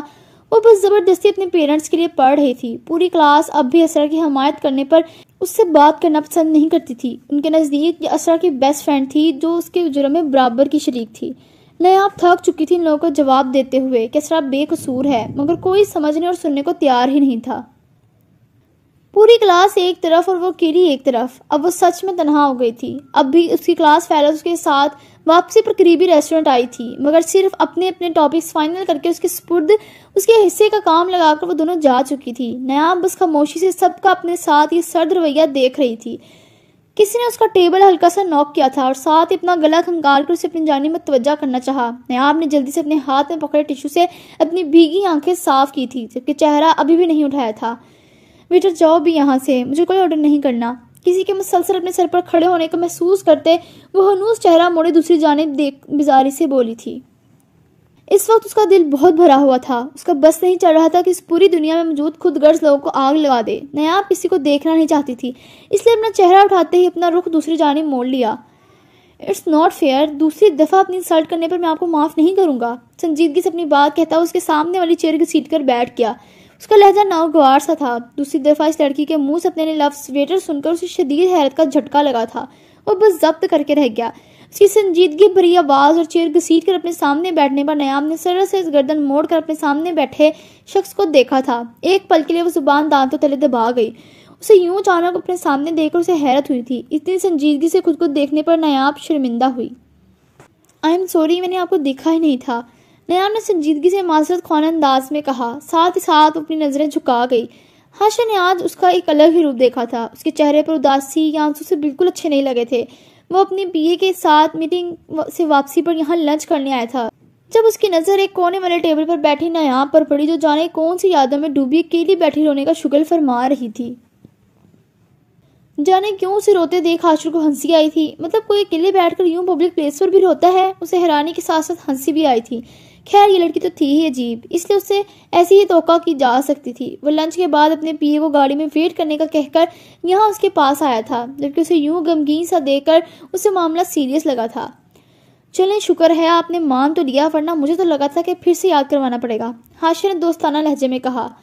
اتنا کمزور حافظہ نہیں ہے میرا، نیاب نے ناراضگی سے کہا. پتہ نہیں یہ سب لوگ اسے کیا سمجھتے تھے، جس کا جو دل کرتا تھا اس کے ساتھ اپنی مرضی کا سلوک کرتا. نیاب اس وقت پوری دنیا سے شدید خفا تھی. یہ تو بہت اچھی بات ہے. ویسے آپ کیا ہر وقت اکیلی ہی ریسٹورینٹ میں پائی جاتی ہیں؟ کوئی دوست وغیرہ نہیں ہے آپ کی؟ ہاشر نے یوں ہی پوچھ لیا تھا کیونکہ سامنے والے فریق تو بالکل بھی بات بڑھانے کے لیے تیار نہیں لگتا تھا، تو اس لیے اس نے خود ہی بات بڑھائی. جانے کیوں اسے اس کی اداسی اچھی نہیں لگی تھی، مگر وہ نہیں جانتا تھا کہ اس کی دکھتی رگ پر ہاتھ رکھ چکا تھا. آپ کو کیا پرابلم ہے میرے یہاں اکیلے بیٹھنے سے؟ آپ کے ابا کا ریسٹورینٹ ہے یہ؟ نہیں، میری کوئی دوست نہیں ہے اور نہ ہی مجھے کسی سے دوستی کرنی ہے. آخر مسئلہ کیا ہے آپ لوگوں کے ساتھ؟ کیوں کسی کو سکون سے جینے نہیں دیتے؟ کیوں کسی کو اس کے حال پر نہیں چھوڑ دیتے؟ اگر میرا بس چلے تو میں آپ جیسے لوگوں کو آگ لگا دوں، ایک ایک کو پھانسی پر چڑھا دوں. ایسے لوگوں کو زندہ رہنے کا کوئی حق نہیں جو آنکھیں ہوتے ہوئے بھی آنکھوں سے اندھے اور کان سے سنائی دینے کے باوجود بھی بہرے ہوں. نیاب نے کھا جانے نظر سے دیکھتے ہوئے ایک لفظ پر زور دے کر کہا. اس کا انداز ستا ہوا تھا. وہ اس وقت پوری دنیا سے بدگمان لگتی تھی. اس کی ہیزل آنکھوں سے بے بسی جھلکتی تھی. ہاشر حیرانی سے اسے دیکھ رہا تھا. ہاشر ایک پل کو ہکا بکا ہوا تھا. اس کا یہ جلالی روپ آنکھیں پوری کھولے دیکھ رہا تھا. اس نے کیا کیا تھا جو اس کو اتنا سب کچھ سنا گئی تھی؟ یقیناً کسی اور کا غصہ کسی اور پر اتارنے والا کیس تھا. ہاشر نے بمشکل اپنی یہ ضرارت ہضم کی تھی. کام ڈاؤن مس نیاب، بالکل صحیح کہہ رہی ہیں آپ. پھانسی ہونی چاہیے ایسے لوگوں کو، کمینے، گھٹیا، بدتمیز، بے ایمان لوگ. ہاشر اپنی بے عزتی والا حصہ اگنور کرتے ہوئے سارے لوگوں کو اجتماعی کرتے ہوئے اس کی ہاں میں ہاں ملائی تھی اور ٹیبل پر پڑا پانی کا گلاس کی طرف بڑھاتے ہوئے کہا. نیاب نے سر سی نگاہوں سے دیکھا تھا کہ اس کا مذاق اڑا رہا تھا، مگر نہیں، وہ تو سنجیدہ تھا. نیاب نے اسے یوں ہی الجھی ہوئی نظروں سے گھورتے ہوئے پانی کا گلاس اٹھا کر ایک سانس میں خالی کیا تھا. اسے اپنی بے بسی کی وجہ سے بہت غصہ آ رہا تھا. پانی کا گلاس خالی کر کے اس نے ٹیبل پر رکھتے ہوئے ہاشر کو دیکھا تھا، جو کہ چہرے پر ہمدردی بھرے تاثرات لیے اسے ہی دیکھ رہا تھا. اس کے خود کو دیکھنے پر ہاشر نے اس کے آگے پڑی نوٹ بک پر اپنی پاکٹ سے پین نکال کر اس پر کچھ لکھا تھا. نیاب نے سنجیدگی سے اس کی کارروائی دیکھی تھی. ایک فون نمبر اس کی نوٹ بک پر لکھ کر اس نے وہ نوٹ بک اس کی طرف بڑھائی تھی. نیاب نے حیرانی سے ایک نظر اس نمبر پر دوسری نظر اس پر ڈالی تھی. اس کی آنکھوں میں واضح سوال تھا. آپ جب بھی بے آرام محسوس کریں یا اپنا غصہ کسی پر نکالنے کا دل کرے تو اس نمبر پر کال کر لیجیے گا. یہ انسان آپ کو ہر ٹائم اویلیبل ملے گا اور آپ اس سے اپنی پرابلمز بھی شیئر کر سکتی ہیں. اس کے پاس سب کے مسائل کا سلوشن ہوتا ہے. اوکے؟ ہاشا نے سوالی نظریں خود پر محسوس کرتے ہوئے سنجیدگی سے کہا. مگر یہ نمبر ہے کس کا؟ اس کا نام کیا ہے؟ نیاب نے اس کی بات سے الجھتے ہوئے پوچھا. ایسا بھی کون فرشتہ تھا جو آج کل کے دور میں خدمت خلق کا کام سر انجام دے رہا تھا؟ اس کے نام پوچھنے پر ہاشر نے اپنے دماغ پر زور دیا تھا. یہ نمبر تو اس کا تھا. سیدھی طرح تو نیاب کبھی نہ لیتی، بس اس نے دوسرا طریقہ سوچا تھا. ایسے طریقے سے اس کا دماغ بھرا پڑا تھا. یہ آپ کے ویل وشر کا نمبر ہے. ہاشر نے نرمی سے اس کے الجھے چہرے کو دیکھتے ہوئے کہا. پہلی نظر میں ہی اسے یہ لڑکی اچھی لگی تھی. بس تھوڑی ٹیڑھی اور پاگل تھی، مگر اسے اچھی لگی تھی. وہ خود کون سا کم تھا. اس ملاقات میں کچھ تو ایسا تھا کہ ہاشر اسے اپنا سلسلہ آگے بڑھانے کا سوچا تھا. میرے ویل وشر کا؟ نیاب نے اس کی بات سے چونک کر پوچھا. ہاشر نے افسوس سے سر کو نفی میں ہلایا تھا. نہیں، یہ سب کا ہی ویل وشر ہے. حاشا نے سنبھلتے ہوئے کہا، اور اس سے پہلے کہ نیاب اس سے مزید انویسٹیگیشن کرتی اسے بائے بولتا ہوا وہاں سے نکل گیا، جبکہ نیاب اس نمبر کو غور سے دیکھنے لگی۔ تھوڑی دیر یوں ہی وہاں بیٹھے رہنے کے بعد وہ اپنا بیگ سمیٹتے ہوئے وہاں سے نکل گئی۔ اسے اپنی پریزنٹیشن کی تیاری کرنی تھی اور بہت اچھی کرنی تھی، جبکہ ایک بات فراموش کر گئی تھی، اس کا سارا سٹریس اب کہیں غائب ہو چکا تھا۔ وہ بہت ہلکا پھلکا محسوس کر رہی تھی۔ وہ اپنی بے بسی والی کیفیت سے نکل آئی تھی اور یہ سب حاشر اسرار کی وجہ سے تھا۔ وہ تیز سے سیڑھیاں اترتا ہوا باہر کی طرف بڑھ رہا تھا، ہاتھ میں گاڑی کی چابی تھامے، وائٹ جینس پر چاکلیٹ براؤن شرٹ پر ڈارک براؤن جیکٹ میں ملبوس وہ ہمیشہ کی طرح ہینڈسم لگ رہا تھا۔ سنہری سلکی بال نفاست سے ایک طرف سیٹ کیے موبائل جیکٹ کی پاکٹ میں ڈالتا وہ کہیں باہر جانے کو تیار تھا۔ اس کے کپڑوں سے اٹھتی پرفیوم کی خوشبو بڑی دلکش تھی۔ لاؤنج عبور کر کے وہ بھی دروازے کی جانب بڑھا ہی تھا جب پریشان سا حنان بھاگتا ہوا اندر کو آیا۔ سحر اس کا اڑا ہوا رنگ دیکھ کر فوراً اس کی طرف بڑھا تھا۔ حنان بھی اس کے سامنے دیکھ کر وہیں رک گیا، جبکہ شکل سے یوں لگ رہا تھا کہ ابھی رو دے گا۔ What happened, honey? Are you okay? سحر نے اس کے معصوم سے چہرے کو پریشان دیکھا تو اس کے قریب گھٹنوں کے پل بیٹھتے ہوئے پیار سے پوچھنے لگا، I am fine, what's up? Hanan نے باہر کی طرف اشارہ کرتے ہوئے آنکھوں میں ڈھیر سارے آنسو بھر لیے تھے۔ اس کی آدھی ادھوری بات پر اسرا کا نام لینے پر سحر کی ساری توجہ اس کی جانب مبذول ہوئی تھی۔ کیا ہوا اسرا کو؟ سحر نے بے چینی سے اسے دیکھتے ہوئے پوچھا۔ وہ گر گئی ہیں، انہیں چوٹ لگی ہے، ہانی بیڈ بوائے، ہانی نے دھکا دیا تھا۔ حنان اسے بتاتے ہوئے باقاعدہ رو دیا تھا۔ وہ بہت گھبرایا ہوا تھا۔ سحر کو بمشکل ہی اس کی بات سمجھ لگی تھی۔ اس کی چوٹ لگنے کا سنتے اجرت میں اس کا ہاتھ تھامتا باہر لون کی جانب بڑھا تھا۔ حنان کی آنکھوں میں آنسو تھے۔ وہ اسرا کو ضد کر کے اس کے کمرے سے نکال کر لایا تھا کہ اس کے ساتھ لون میں آ کر کھیلے۔ اسرا اس کی ضد کرنے پر نہ چاہتے ہوئے بھی اس کے ساتھ باہر لون میں آ گئی تھی۔ باہر آتے ہی حنان نے اسے بلائنڈ فولڈ کھیلنے کی فرمائش کی تھی۔ اسرا نے اسے بہت باتوں میں لگانے کی کوشش کی مگر وہ نہیں مانا تو بلا کر ہار مانتے ہوئے اس کے ساتھ بلائنڈ فولڈ کھیلنے لگی۔ پہلے حنان نے اپنی آنکھوں پر پٹی باندھی تھی اور اسرا کو پکڑنے لگا تھا۔ اپنے چھوٹے چھوٹے ہاتھوں سے وہ کبھی اپنے سامنے، کبھی دائیں، کبھی بائیں اور کبھی پیچھے ہوا میں ٹٹولتے ہوئے اسرا کو تلاش کرنے لگا۔ اسرا کو وہ خود کو یوں ڈھونڈتا ہوا بہت کیوٹ لگ رہا تھا، اس لیے انہوں نے جلد ہی خود کو اپنے راستے میں آ کر اس کی مشکل آسان کر دی تھی۔ حنان سے مل کر اس کے ساتھ وقت گزار کر اسرا کو بہت اچھا لگتا تھا۔ وہ کچھ لمحوں کے لیے اپنی تکلیفیں بھول جایا کرتی تھی۔ حنان عاطف شیراز ہی تھا، ایسا سامنے والا اس کی طرف متوجہ ہوئے بغیر رہ ہی نہیں سکتا تھا۔ اب اسرا کی باری تھی۔ لان میں کوئی بھی نہیں تھا، لان کے اس حصے میں ملازموں کی بھی ایک نظر نہیں پڑتی تھی، اس لیے اسرا پرسکون ہو گئی تھی۔ اپنی آنکھوں پر پٹی باندھنے کے بعد وہ حنان کو پکڑنے لگی تھی، جس کے مسلسل چھوٹے چھوٹے کہکوں کی دبی دبی آواز اس کے کانوں میں سنائی دے رہی تھی، جبکہ وہ جان بوجھ کر اسے مخالف سمت میں ڈھونڈ رہی تھی۔ اسرا یوں ہی اسے ڈھونڈتی ہوئی لان کے پچھلے حصے کی طرف بڑھ گئی۔ خود حنان بھی اس کے آگے آگے بھاگ رہا تھا۔ حنان ایک پل کے لیے چھپ گیا تھا تاکہ اسرا کو مزید تنگ کر سکے۔ اس کی آواز اپنے ارد گرد نہ محسوس کرتے ہوئے اسرا کچھ قدم آگے چلتی ہوئی آگے بڑھی تھی، جبکہ اس دوران میں مسلسل اسے آوازیں دے رہی تھی۔ کچھ دیر بعد وہ پلٹنے لگی جب حنان نے اچانک اس کے پیچھے سے نمودار ہوتے ہوئے اسے ہلکا سا دھکا دیا تھا۔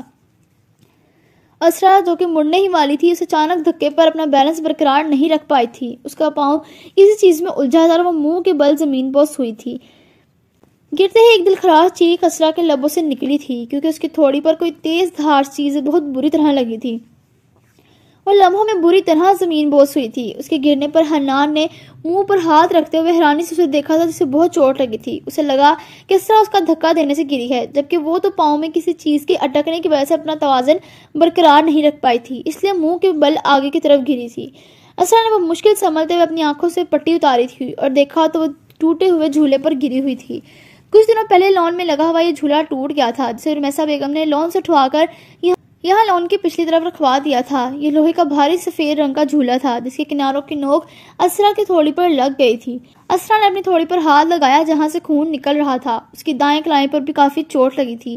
اس کا پاؤں جھولے میں ہی پھنس گیا تھا، جس کی وجہ سے وہ گری تھی۔ حنان اس کی تھوڑی سی نکلتا خون دیکھ کر پریشانی سے گھبراتے ہوئے اندر کی جانب کسی کو بلانے کے لیے بھاگا تھا، جب اسے وہاں ساحر مل گیا اور اسے بتاتے ہوئے یہاں لایا تھا۔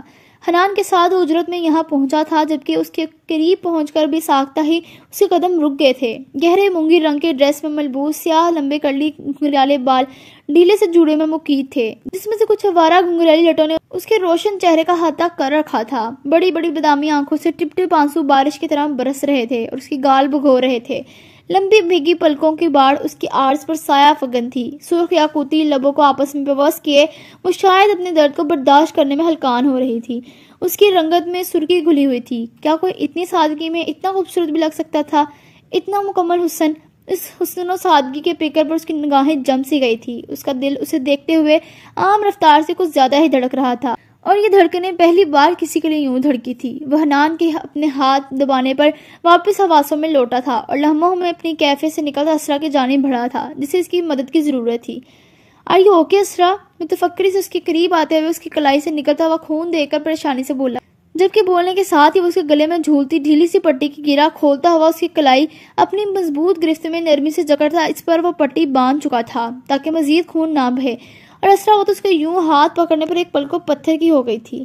اس نے اسے کچھ بھی سوچنے سمجھنے کا موقع نہیں دیا تھا. اسرا نے حیرت سے اپنے آنسوں سے تر آنکھیں اٹھا کر اس کی جرأت دیکھی تھی جو کہ اس کے بہت قریب بیٹھا تھا. یہ وہ پہلا شخص تھا جو یوں بے خوفی سے اسے چھونے کی جسارت کر جاتا تھا. اس کی یہاں موجودگی سے ماحول میں ایک دل فریب سی خوشبو بکھر گئی تھی جسے اسرا نے اپنے بہت قریب محسوس کر سکتی تھی. وہ حنان کو ملازمہ سے فرسٹ ایڈ باکس لانے کا کہہ رہا تھا جس پر حنان اسبات میں سر ہلاتا ہوا اندر کی جانب بھاگا تھا. اٹھو یہاں سے. سار نے اس کے ہاتھ پر پٹی باندھنے کے بعد اس کے قریب سوڑتے ہوئے اسے وہاں سے اٹھنے کا کہا جو جانے کیوں ایک پل کو فریز ہو گئی تھی. اسرا کی آنکھوں میں حیرت دیکھ کر اس نے کچھ خاص نوٹس نہیں لیا تھا بلکہ اسے اٹھنے میں مدد دینے کے لیے اپنا مضبوط ہاتھ اس کی طرف بڑھایا تھا جس پر اسرا چونکی تھی. اس کی تھوڑی سے نکلتا خون اب رک چکا تھا کیونکہ اس نے اپنے دوپٹے کے سرے کو تھوڑی پر دبا رکھا تھا جس سے خون بہنا بند ہو گیا تھا، جبکہ وہ اپنا دایاں پاؤں بالکل موو نہیں کر پا رہی تھی جس میں ایک عجیب سا درد اٹھ رہا تھا. اسرا نے اس کی کچھ دیر پہلے والی حرکت پر ایک خفکی بھری نگاہ اس پر ڈالی تھی اور دوبارہ سے اٹھنے کی کوشش کرنے لگی جو کہ ناممکن سی بات لگی. اسے بہت درد ہو رہا تھا جس پر اس کی آنکھیں ضبط نہیں ہو رہی تھی. اسے لگ رہا تھا کہ اس کا پاؤں ٹوٹ گیا ہے جس میں کوئی حرکت ہی محسوس نہیں ہو رہی تھی. اس نے اس کا بڑھایا ہوا ہاتھ تھام لیا تھا اور اس بار حیرت کا شدید جھٹکا سہار کو لگا تھا.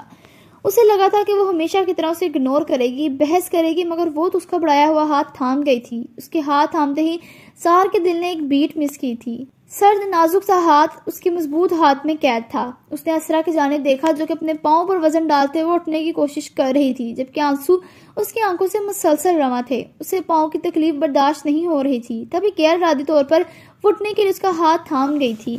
اسے اپنی تکلیف میں گھلتا دیکھ وہ سر جھٹک کر اپنے دل کی آواز کو اگنور کرتا ہوا اسے سہارا دے کر نیچے سے اٹھاتے ہوئے وہاں نزدیک پڑی ایک چیئر پر بٹھا گیا تھا.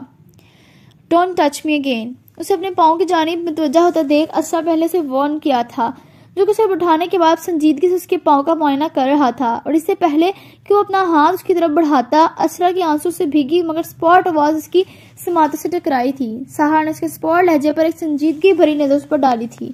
ایک پل کو دونوں کی نگاہیں ملی تھی اور پھر اگلے ہی لمحے وہ اس کا پاؤں تھامتا اسے ایک مخصوص انداز میں موڑ چکا تھا. اسرا کے لبوں سے بے اختیار ہی چیخ نکلی تھی. وہ سختی سے آنکھیں میچ گئی. اسے بہت زیادہ تکلیف ہوئی تھی. اسرا اس سے قطعی اس جرأت کی امید نہیں رکھتی تھی جبکہ اس کے سامنے گھٹنوں کے بل بیٹھا شخص کس قدر ڈھیٹ اور شفاف تھا اس بات کا اندازہ اسے آج ہو گیا تھا. بے بسی کے مارے اسرا کی آنسوں میں مزید روانی آئی تھی. میں نے آج تک آپ سے ذرا بدتمیز اور ڈھیٹ انسان اپنی پوری زندگی میں نہیں دیکھا. اسرا اسے خون شام نگاہوں سے دیکھتی ہوئی تکلیف سے گھبرائی تھی. اسے رہ کر اس کی جرأت پر غصہ آ رہا تھا. اس کا بس چلتا تو اس شخص کا بھی پاؤں توڑ دیتی تاکہ اسے اندازہ ہوتا کہ کتنی تکلیف میں ہے وہ. آئی نو تم آج کے بعد میرے علاوہ کہیں اور دیکھو گی بھی نہیں کیونکہ میں دیکھنے ہی نہیں دوں گا. وہ شان بے نیازی سے اس کے قریب سے اٹھتا ہوا ہاتھ جھاڑتا ہوا لاپرواہی سے انداز میں بولا تھا. اس کے انداز میں حاکمیت سی تھی. اچانک ایک پراسرار سے مسکراہٹ نے اس کے لبوں کا احاطہ کیا تھا. اسرا کو اس کی مسکراہٹ سمیت یہ شخص انتہائی زہر لگا تھا. وہ انتہائی ضبط سے اسے گھور کر رہ گئی. ویسے بڑی جھانسی کی رانی بنی پھرتی ہو اور اب اتنی سی چوٹ لگوا کر یوں بچوں کی طرح رو رہی تھی. Very disappoint to you. Sahar کا انداز سلگانے والا تھا، کچھ مایوس کن تھا. آپ کی طرح کے پتھر کی نہیں بنی میں، ایک نارمل انسان ہوں. چوٹ لگے تو درد ہوتا ہے، اسرا نے لٹ مارا انداز میں کہا جبکہ خفگی سے اس کے چہرے پر موجود آنسو کی نمی کو صاف کیا تھا. دل ہی دل میں وہ خود کو کوس کر رہ گئی کہ انسان اس کے آنسو دیکھ چکا تھا.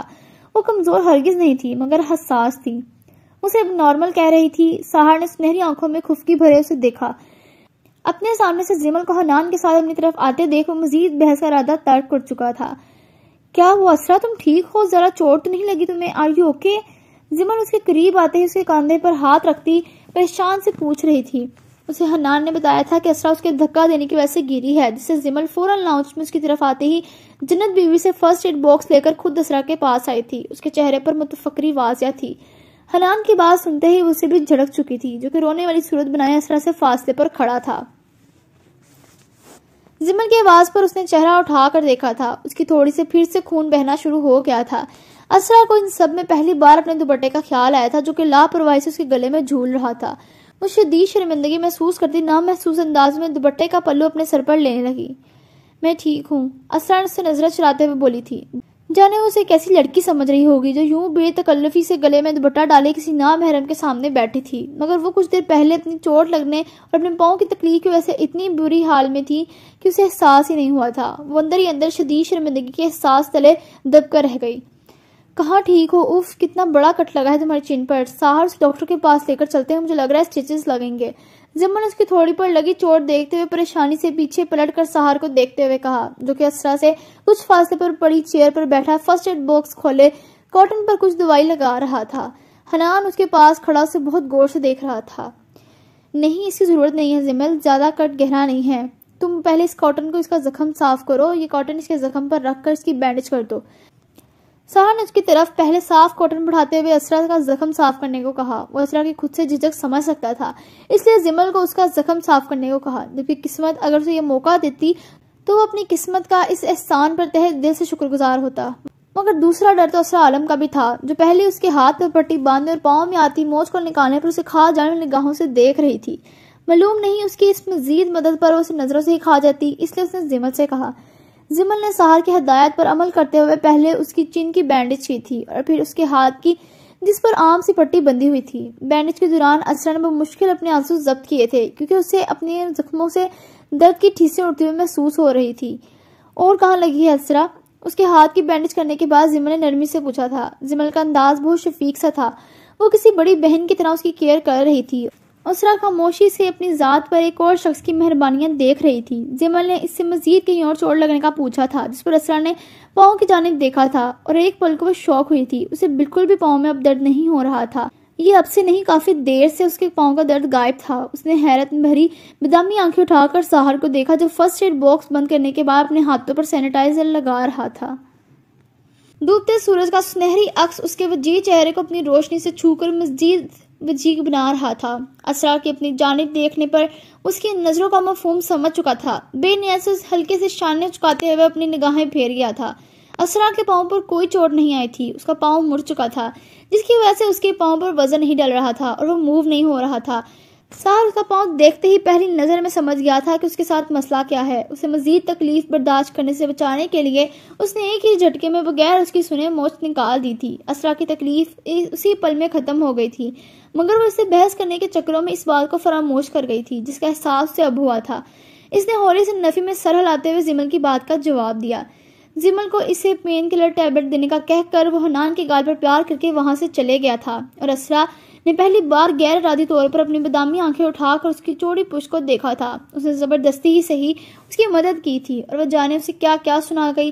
اسرا خود پر افسوس کر کے رہ گئی، مگر اس نے اس کی اجازت کے بغیر اسے ٹچ کیا تھا اور یہی اس کا سب سے بڑا قصور تھا. اسرا کو اپنا غصہ جائز لگا. آئی ایم سوری اسرا اپی، حنان نے دوسری جانب دیکھتا پا کر اس کے قریب آتے ہوئے معصومیت سے کہا. زمل نے حنان کو اس کی حرکت پر خوب لتاڑا تھا. بیچارہ بہت زیادہ گلٹی فیل کر رہا تھا. آپ کی کوئی غلطی نہیں ہے حنان، میرا پاؤں مڑا تھا، so don't say sorry, okay? Isra نے پریشان سے حنان کا ہاتھ پکڑتے ہوئے نرمی سے کہا، جس پر حنان کی جان میں جان آئی تھی. وہ مسکرا دیا. چلو اٹھو اسرا، اندر چلتے ہیں، باہر ٹھنڈ کافی ہو رہی ہے. میں تمہارے لیے کافی بنواتی ہوں، اس کے ساتھ میڈیسن لے لینا، انشاءاللہ پھر پین نہیں ہوگی. زمل نے اس کا ہاتھ پکڑ کر اسے اٹھاتے ہوئے کہا. ہوا میں ٹھنڈک بڑھ رہی تھی. اسرا نے متشکر سے لہجے میں اس کا شکریہ ادا کیا تھا، جس پر زمل نے اسے خفگی سے دیکھا تھا. شکریہ کس بات کا اسرا؟ تم ہماری گیسٹ ہو، ہماری ذمہ داری ہے تمہارا خیال رکھنا، اس لیے غیر والی باتیں مت کرو. زمل نے اپنائیے سے کہا. اسرا اس رحم دل لڑکی سے مل کر واقعی خوش ہوئی تھی. سوائے ایک شخص کو چھوڑ کر اس گھر کے سبھی لوگوں کا اخلاق بہت اعلیٰ تھا. رمیسا بیگم اپنی ایک دوست کی عیادت کرنے اس کے گھر گئی ہوئی تھی، اس لیے وہ اس وقت گھر پر موجود نہیں تھی. وہ تینوں اندر جا چکے تھے اور لان میں سردی بڑھنے لگی تھی. سورج ڈوب چکا تھا. پورے عالم میں شام ہو چکی تھی. مجھ سے روٹ جاتے تو منا لیتے، یہ راستے جدا کرنا درست نہ تھا. سزا اتنی ہی دیتے نہ کہ کاٹ لیتے، غلطی کو جرم قرار دینا انصاف نہ تھا. تم کچھ سمجھتے تو سمجھا لیتے، یوں بات ہی ختم کر دینا مناسب نہ تھا. ہمارے بس میں ہوتا تو باخدا بچا لیتے، وہ تعلق جسے توڑنا کبھی آسان نہ تھا. سمن محیط. صبح سورج کی کرنوں نے نکلتے ہی ہر طرف اپنی روشنی بکھیر دی تھی. اس کی سنہری شعاعیں ہر طرف بکھری ہوئی تھی جو کہ سردی کے موسم میں کسی غنیمت سے کم نہیں تھی. آنکھوں کو بہت بھلی لگتی تھی. نکھری نکھری سی یہ صبح بہت حسین تھی. وہ اپنے رف سے ٹراؤزر شرٹ میں ملبوس ہاتھ میں کافی کا مگ تھامے بجھے بجھے سے انداز میں کافی پی رہا تھا. طبیعت پر عجیب سی کسل مندی چھائی ہوئی تھی. مالی ایک طرف لون میں پودوں کو پانی دینے میں مصروف تھا اور وہ بے دھیانی ہی میں اس طرف دیکھ رہا تھا جبکہ اس کا سارا دھیان تو کہیں اور ہی تھا. یہ صبح کے 11 بجے کا وقت تھا. آج زمل کو اس گھر سے گئے 20 دن ہو چکے تھے اور اس نے اس سے کوئی رابطہ نہیں کیا تھا. حنان اسے روزانہ فون کرتا تھا اور ملنے آنے پر فورس کرتا تھا مگر وہ شاید زمل کے بلانے کا منتظر تھا جس کا غصہ جانے آج بھی ٹھنڈا ہوا تھا یا یوں ہی قائم تھا. زمل کے بغیر گزارے گئے یہ 20 دن 20 نہیں تھے، 20 صدیاں تھی جس کے ایک لمحے میں اس نے اس کی کمی محسوس کی تھی. اسے اب اندازہ ہوا تھا کہ زمل اس کے لیے کتنی ضروری تھی. وہ ہے تو اس کی زندگی میں رونق ہے ورنہ اس کے بغیر وہ ادھورا ہے. اس بات کے احساس سے ہر گزرتے ایک ایک لمحہ ہوا تھا. یہ 20 دن اس کے لیے کسی سزا سے کم نہیں تھے جو اس نے اپنی غلطی پر کاٹے ہیں. وہ یہ سب سوچتے ہوئے ارد گرد سے اتنا غافل تھا کہ سائمہ بیگم آ کر اپنے قریب چیئر پر بیٹھنے کی اسے خبر بھی نہ ہوئی تھی. اگر اتنی ہی زیادہ یاد آ رہی ہے بیوی کی تو جا کر لے کیوں نہیں آتے اسے؟ سائمہ بیگم نے وہ غور اس کا چہرہ دیکھتے ہوئے کہا. آخر ماں تھی، اپنے بیٹی کی خوشیوں کو پہچانتی تھی. انہوں نے متفکری سے اس کی حالت دیکھی تھی. ہلکی بڑی ہوئی شیب، نیند نہ پوری ہونے کی وجہ سے آنکھوں کے گرد ہلکے سے پڑ گئے تھے. یہ وہ آتش راز تو ہرگز نہ تھا جسے خود سے محبت تھی، جو ہر وقت خود کو سنوار کر رکھتا تھا، جو اپنی ذات کے ضم میں اپنی دولت کے ضم میں جینے کا عادی تھا. اتنے دنوں سے وہ اسے خود سے ہی غافل دیکھ رہی تھی. نہ وہ صحیح سے کھاتا تھا، نہ اپنا دھیان رکھتا تھا. آفس سے آ کر اپنے کمرے میں قید ہو جاتا تھا اور صبح ہی دوبارہ آفس جانے کے لیے باہر نکلتا تھا. سائمہ بیگم کو اس کی بہت فکر تھی جو کہ مسکرانا ہی بھول گیا تھا. انہیں اب لگنے لگا تھا کہ زمل اس سے لڑ کر اپنی ماں کے گھر گئی ہے کیونکہ اس سے پہلے تو عاطف اپنی موجودگی میں زمل کو کہیں جانے نہیں دیتا تھا. نہیں، ایسی کوئی بات نہیں. عاطف اپنے قریب سے آتی ان کی آواز محسوس کرتے ہوئے واپس حال میں لوٹا تھا اور انہیں دیکھا جو متفکری سے اسے دیکھ رہی تھی. لگ تو نہیں رہا تمہیں اپنی بیوی کی یاد آئے نہ آئے مجھے اپنے پوتے کی بہت یاد آتی ہے. اتنے دنوں سے میں اپنے جگر کے ٹکڑے کو نہیں دیکھا. مجھے اس کے بغیر پورا گھر ویران لگتا ہے. آج سنڈے ہے، جاؤ اور جا کر میرے پوتے کو لے کر آؤ. تم دونوں میاں بیوی کے جو بھی معاملات ہیں اسے جلدی سے درست کرو اور میرا پوتا شام تک میرے پاس ہونا چاہیے. سائمہ بیگم نے حتمی سے لہجے میں کہا. وہ کافی دنوں سے یہ سب تماشا دیکھ رہی تھی. اتنا تو وہ سمجھ چکی تھی کہ معاملہ کچھ سیریس ہے، اس سے سنجیدگی سے گویا ہوئی. جانتی تھی کہ ان کا بیٹا شروع سے ہی زمل کا کتنا دیوانہ رہا تھا. اس کی اداسی ان سے دیکھی نہیں جاتی تھی. عاطف ان کی بات پر افسردگی سے مسکرایا تھا. کوشش کروں گا. اس کا انداز ہارا ہوا سا تھا. جانے کیوں زمل کی اس دن کی باتیں وہ بھلائے نہیں بھول پا رہا تھا. اسے اذیت ہوتی تھی یہ سوچ کر ہی کہ وہ اس کے بارے میں کیا سوچتی ہے. کیا مطلب کوشش کروں گا؟ اگر تمہارے پاس وقت نہیں ہے تو میں چلی جاتی ہوں اس مہارانی کو لینے. یہ اچھا ہے، پہلے شوہر کو اپنی عادت ڈال لو اور پھر مہینہ مہینہ جا کر اپنی ماں کے گھر بیٹھ جاؤ. سائمہ بیگم نے خفگی سے کہا. زمل عاطف کے سارے کام خود کرتی تھی جس کی اسے واقعی عادت ہو گئی تھی. صبح کا ناشتہ بھی وہ اس کے لیے خود بناتی تھی اور اس کے جانے کے بعد اس نے گھر پر ناشتہ کرنا ہی چھوڑ دیا تھا. سائمہ بیگم کے لاکھ کہنے پر بھی وہ گھر ناشتہ نہیں کرتا تھا. اسے اچھا ہی نہیں لگتا تھا اپنی بیوی کے علاوہ کسی اور کے ہاتھ کا بنا ناشتہ جسے سائمہ بیگم خوب سمجھتی تھی. آپ کو جانے کی ضرورت نہیں ہے، وہ بس مجھ سے ناراض ہے تو اسے لینے بھی میں ہی جاؤں گا. عاطف نے بے دلی سے آدھی بچی ہوئی کافی ٹیبل پر رکھتے ہوئے کہا جبکہ وہ بندر ہی اندر زمل سے ملنے کا ارادہ کر چکا تھا. اب وہ مزید اس سے دور نہیں رہ سکتا تھا. چلو ٹھیک ہے، جیسے تمہاری مرضی، مگر آج کل میں میرا پوتا مجھے گھر چاہیے اور تم ناشتہ کیے بغیر مجھے یہاں سے ہلتے نظر نہ ہو. ملازمہ ٹرالی میں ناشتہ لیے لون میں داخل ہوئی تھی تو سائمہ بیگم بات کو ختم کرتے ہوئے اسے ناشتے کے لیے پہلے وارن کرنے لگی تھی. جو بھی تھا ماں تھی، انہیں اس کی فکر تھی. میرا بالکل موڈ نہیں ہے ناشتے کا، پلیز آپ مجھے فورس مت کیجیے گا. عاطف نے بیزاری سے کہا. اس کا بالکل دل نہیں تھا. ملازمہ ناشتے کی ٹرے ٹیبل پر رکھ کر جا چکی تھی. وہ اٹھنے کو تھا. کیوں نہیں ہے تمہارا موڈ؟ بس بیوی سے محبت ہے، ماں کی تو کوئی ویلیو ہی نہیں ہے تمہاری نظر میں. عاطف، کیوں تم اس طرح اپنی صحت خراب کر کے مجھے پریشان کر رہے ہو؟ تمہارا اپنا بھی بیٹا ہے، اگر کل کو یہ سب کرے تو تمہیں تکلیف نہیں ہوگی؟ سائمہ بیگم نے خفگی بے بسی سے کہا. ان کا اتنے دنوں کا ضبط جواب دے گیا تھا. اپنی بات کہتے ہوئے ان کی آنکھوں میں آنسو جمع ہونے لگے تھے. عاطف جو کہ اٹھنے کو تھا، ان کی آخری بات نے جیسے ان کے قدم جکڑ لیے تھے. اس نے بے یقینی سے ان کی طرف دیکھا تھا جو کہ اس کے لیے واقعی پریشان تھی. آئی ایم سوری، میں آپ کا دل بالکل نہیں دکھانا چاہتا تھا. آپ ماں ہیں میری، میں آپ کو ناراض نہیں کر سکتا. عاطف نے نرمی سے ان کے دونوں ہاتھ تھامتے ہوئے عاجزی سے کہا. اس کے لیے سائمہ بیگم کی محبت سب سے اوپر تھی. ان کا بہت احترام کرتا تھا۔ سائمہ بیگم نے اس کو یوں شرمندہ ہونے پر مسکرا دی۔ ایک یہی ان کا چھوٹا بیٹا ہی تو تھا، ان کا غرور، ان کا فخر، جو اپنی ماں سے چاہے جتنا مرضی ناراض ہو جائے مگر ان سے بے پناہ محبت کرتا تھا، جبکہ ان کا بڑا بیٹا تو باہر جاتے ہی ان سے غافل ہو گیا تھا۔ کبھی اس نے خود سے فون نہیں کیا تھا، اس لیے سائمہ بیگم کی زیادہ محبت اور توجہ عاطف کے لیے ہی تھی۔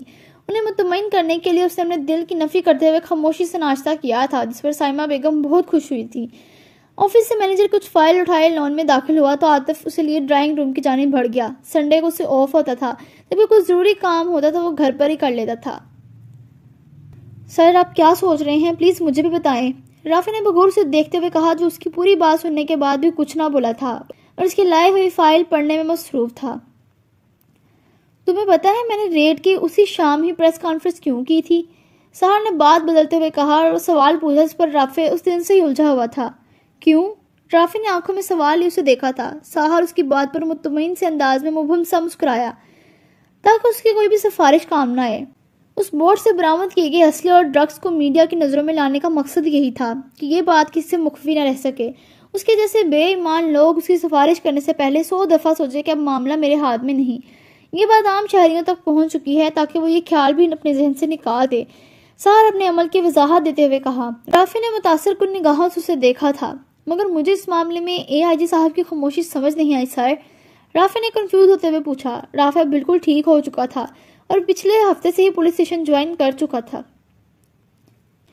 سہار اس سے پہلے اسے کوئی جواب دیتا جب اس کی نظر اپنے آفس کے دروازے کے باہر مسلسل ایک ہی سمت میں پڑتے سائے پر گئی۔ وہ ایک نظر رافع کو دیکھ کر بغیر قدموں کی چاہ پیدا کیے دروازے تک پہنچا تھا اور ایک جھٹکے سے دروازہ کھولا تھا۔ اس کے دروازہ کھولتے ہی انسپکٹر فیضان بری طرح اس کے قدموں میں لڑکھڑا کر گرا تھا۔ اسے سمجھ نہیں آئی تھی کہ اس کے ساتھ بنی کیا ہے۔ وہ تو دروازے کے باہر کان لگائے اندر ہوتی گفتگو سننے کی تگادود میں تھا۔ اس وقت اس پورشن پر کوئی نہیں تھا، اس لیے انسپکٹر فیضان کو موقع مل گیا تھا ان کی گفتگو سننے کا۔ What are you doing here, inspector Faizan?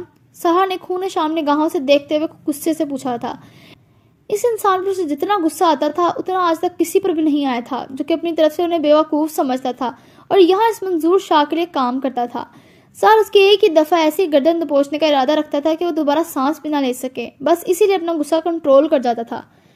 I am sorry sir, وہ میں آپ کے پاس ایک کام سے آیا تھا۔ انسپکٹر فیضان نے سرعت سے اس کے قدموں سے اٹھتا ہوا اسے سلیوٹ کرتا ہوا سنبھل کر بولا، جبکہ چہرے پر خجالت کے اثرات واضح تھے۔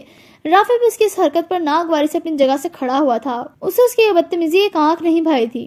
سیریسلی کیا کام تھا؟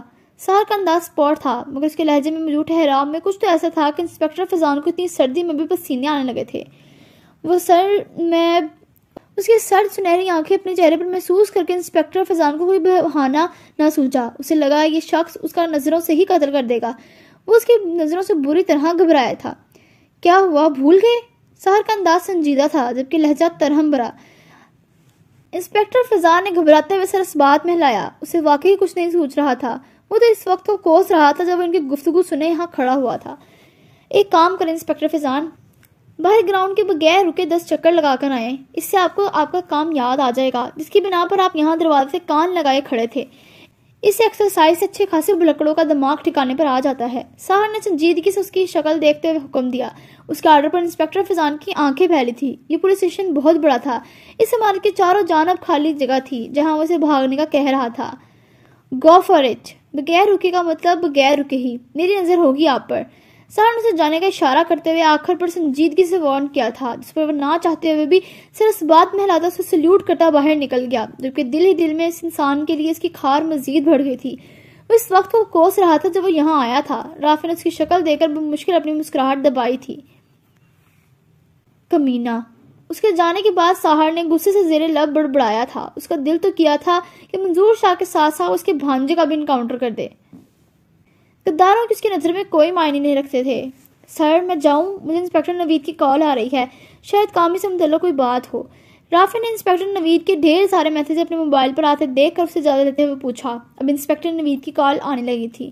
سہار نے سر کو جنبش دیتے ہوئے اسے جانے کی اجازت دی تھی اور ایک نظر دیوار گیر کھڑکی کو دیکھا جو کہ 4 بجا رہی تھی۔ اسے خود بھی کہیں جانا تھا۔ رافع کے جانے کے بعد وہ بھی جلدی سے اپنا کام ختم کر کے خود بھی آفس سے باہر نکل گیا تھا، جبکہ جاتے جاتے کانسٹیبل فرید کو انسپکٹر فیضان پر نظر رکھنے کا کہہ کر گیا تھا۔ اپنی گاڑی میں بیٹھتے ہوئے اس نے ایک نظر دور بھاگتے انسپیکٹر فیضان کو دیکھا تھا تو بے ساختہ محظوظ کن سی مسکراہٹ اس کے لبوں کو چھوا۔ یہ سزا تو بہت کم تھی اس کے لیے، جبکہ جس مقصد کے لیے وہ اس پولیس اسٹیشن میں آیا تھا اسے اس کی کوئی معافی نہیں ملنے والی تھی۔ زمل لاؤنج میں بیٹھی بے دلی سے رمیسا بیگم کی باتیں سن رہی تھی، جو کہ ہیرا کی تعریفیں کیے جا رہی تھی کہ وہ ان کا خیال کتنا رکھتی ہے، ان کی کتنی پرواہ کرتی ہے، کتنی ملنسار اور معصوم ہے، جبکہ زمل خاموش سی بیٹھی ہوئی تھی۔ چہرے پر ایسی اداسی چھائی ہوئی تھی جیسے اسے اس کا سب سے قیمتی کچھ کھو گیا ہو، جس کے بغیر اسے صبر نہیں آ رہا تھا۔ حنان اسرا کے پاس تھا، وہ دونوں ماں بیٹی ہی لاؤنج میں بیٹھی ہوئی تھی۔ رمیسا بیگم اس کی لا تعلقی کو نوٹ کرتی خاموش ہوئی تھی اور اس کی طرف دیکھنے لگی، جس کے چہرے کی ساری شادابی جانے کہاں کھو گئی تھی۔ وہ مرجھائی سے اسے دیکھ کر بالکل اچھی نہیں لگی تھی۔ یہ شام کے 6 بجے کا وقت تھا۔ باہر پورچ میں کوئی گاڑی آ کر رکی تھی اور ہارن بجا تھا۔ زمل کا جھکا سر ایک جھٹکے سے اوپر ہوا تھا۔ وہ بے یقینی سے لاؤنج کی دہلیز کی طرف دیکھنے لگی۔ اس گاڑی کی آواز اور مقصود چند سیکنڈ تک ہارن دینا، اس سے اس کا ذہن جو اسے الارم دے رہا تھا، وہ کچھ لمحوں کے لیے اس حقیقت پر یقین نہ کر پائی۔ ہارن کی آواز سن کر حنان کمرے سے دوڑتا ہوا باہر نکلا تھا۔ حنان کمرے کی کھڑکی سے اپنی ڈیڈ کی گاڑی پورچ میں رکتے دیکھ چکا تھا۔ وہ ہاتھ میں سرخ پھولوں کا بوکے تھامے لاؤنج میں داخل ہوا تھا، جس کی تازہ مہک پورے لاؤنج میں پھیل گئی تھی۔ زمل سے اتنے دنوں بعد اپنے سامنے دیکھ کر اپنی جگہ پر منسی ہو گئی تھی۔ وہ کئی لمحے اسے نگاہیں نہ ہٹا پائی تھی۔ وہ اپنی ساقط ہوئی پتلیوں سے اس کا چہرہ نہار رہی تھی۔ وائٹ شلوار قمیض پر سکن شال کندھوں پر اوڑے اس کی شخصیت بڑی دلکش سی لگ رہی تھی۔ اس کا سنجیدہ وجیح چہرہ عام دنوں کی نسبت آج کچھ زیادہ ہی سنجیدہ اور مزید وجیح لگ رہا تھا۔ وہ ابھی اندر داخل ہوا ہی تھا جب حنان دوڑتا ہوا اس کے قریب آیا تھا اور اسے لپٹ گیا۔ عاطف نے نیچے جھکتے ہوئے والہانہ انداز میں اپنے گلے لگایا تھا اور اس کے پھولے پھولے گال چومے تھے۔ رمیسا بیگم کو عاطف کی آمد پر خوشگوار حیرت ہوئی تھی۔ وہ اپنی جگہ سے کھڑی ہوئی تھی اور مسکراتے ہوئے ان دونوں باپ بیٹے کو دیکھنے لگی، جبکہ زمل کی آنکھوں میں نمی خود بخود جمع ہونے لگی تھی۔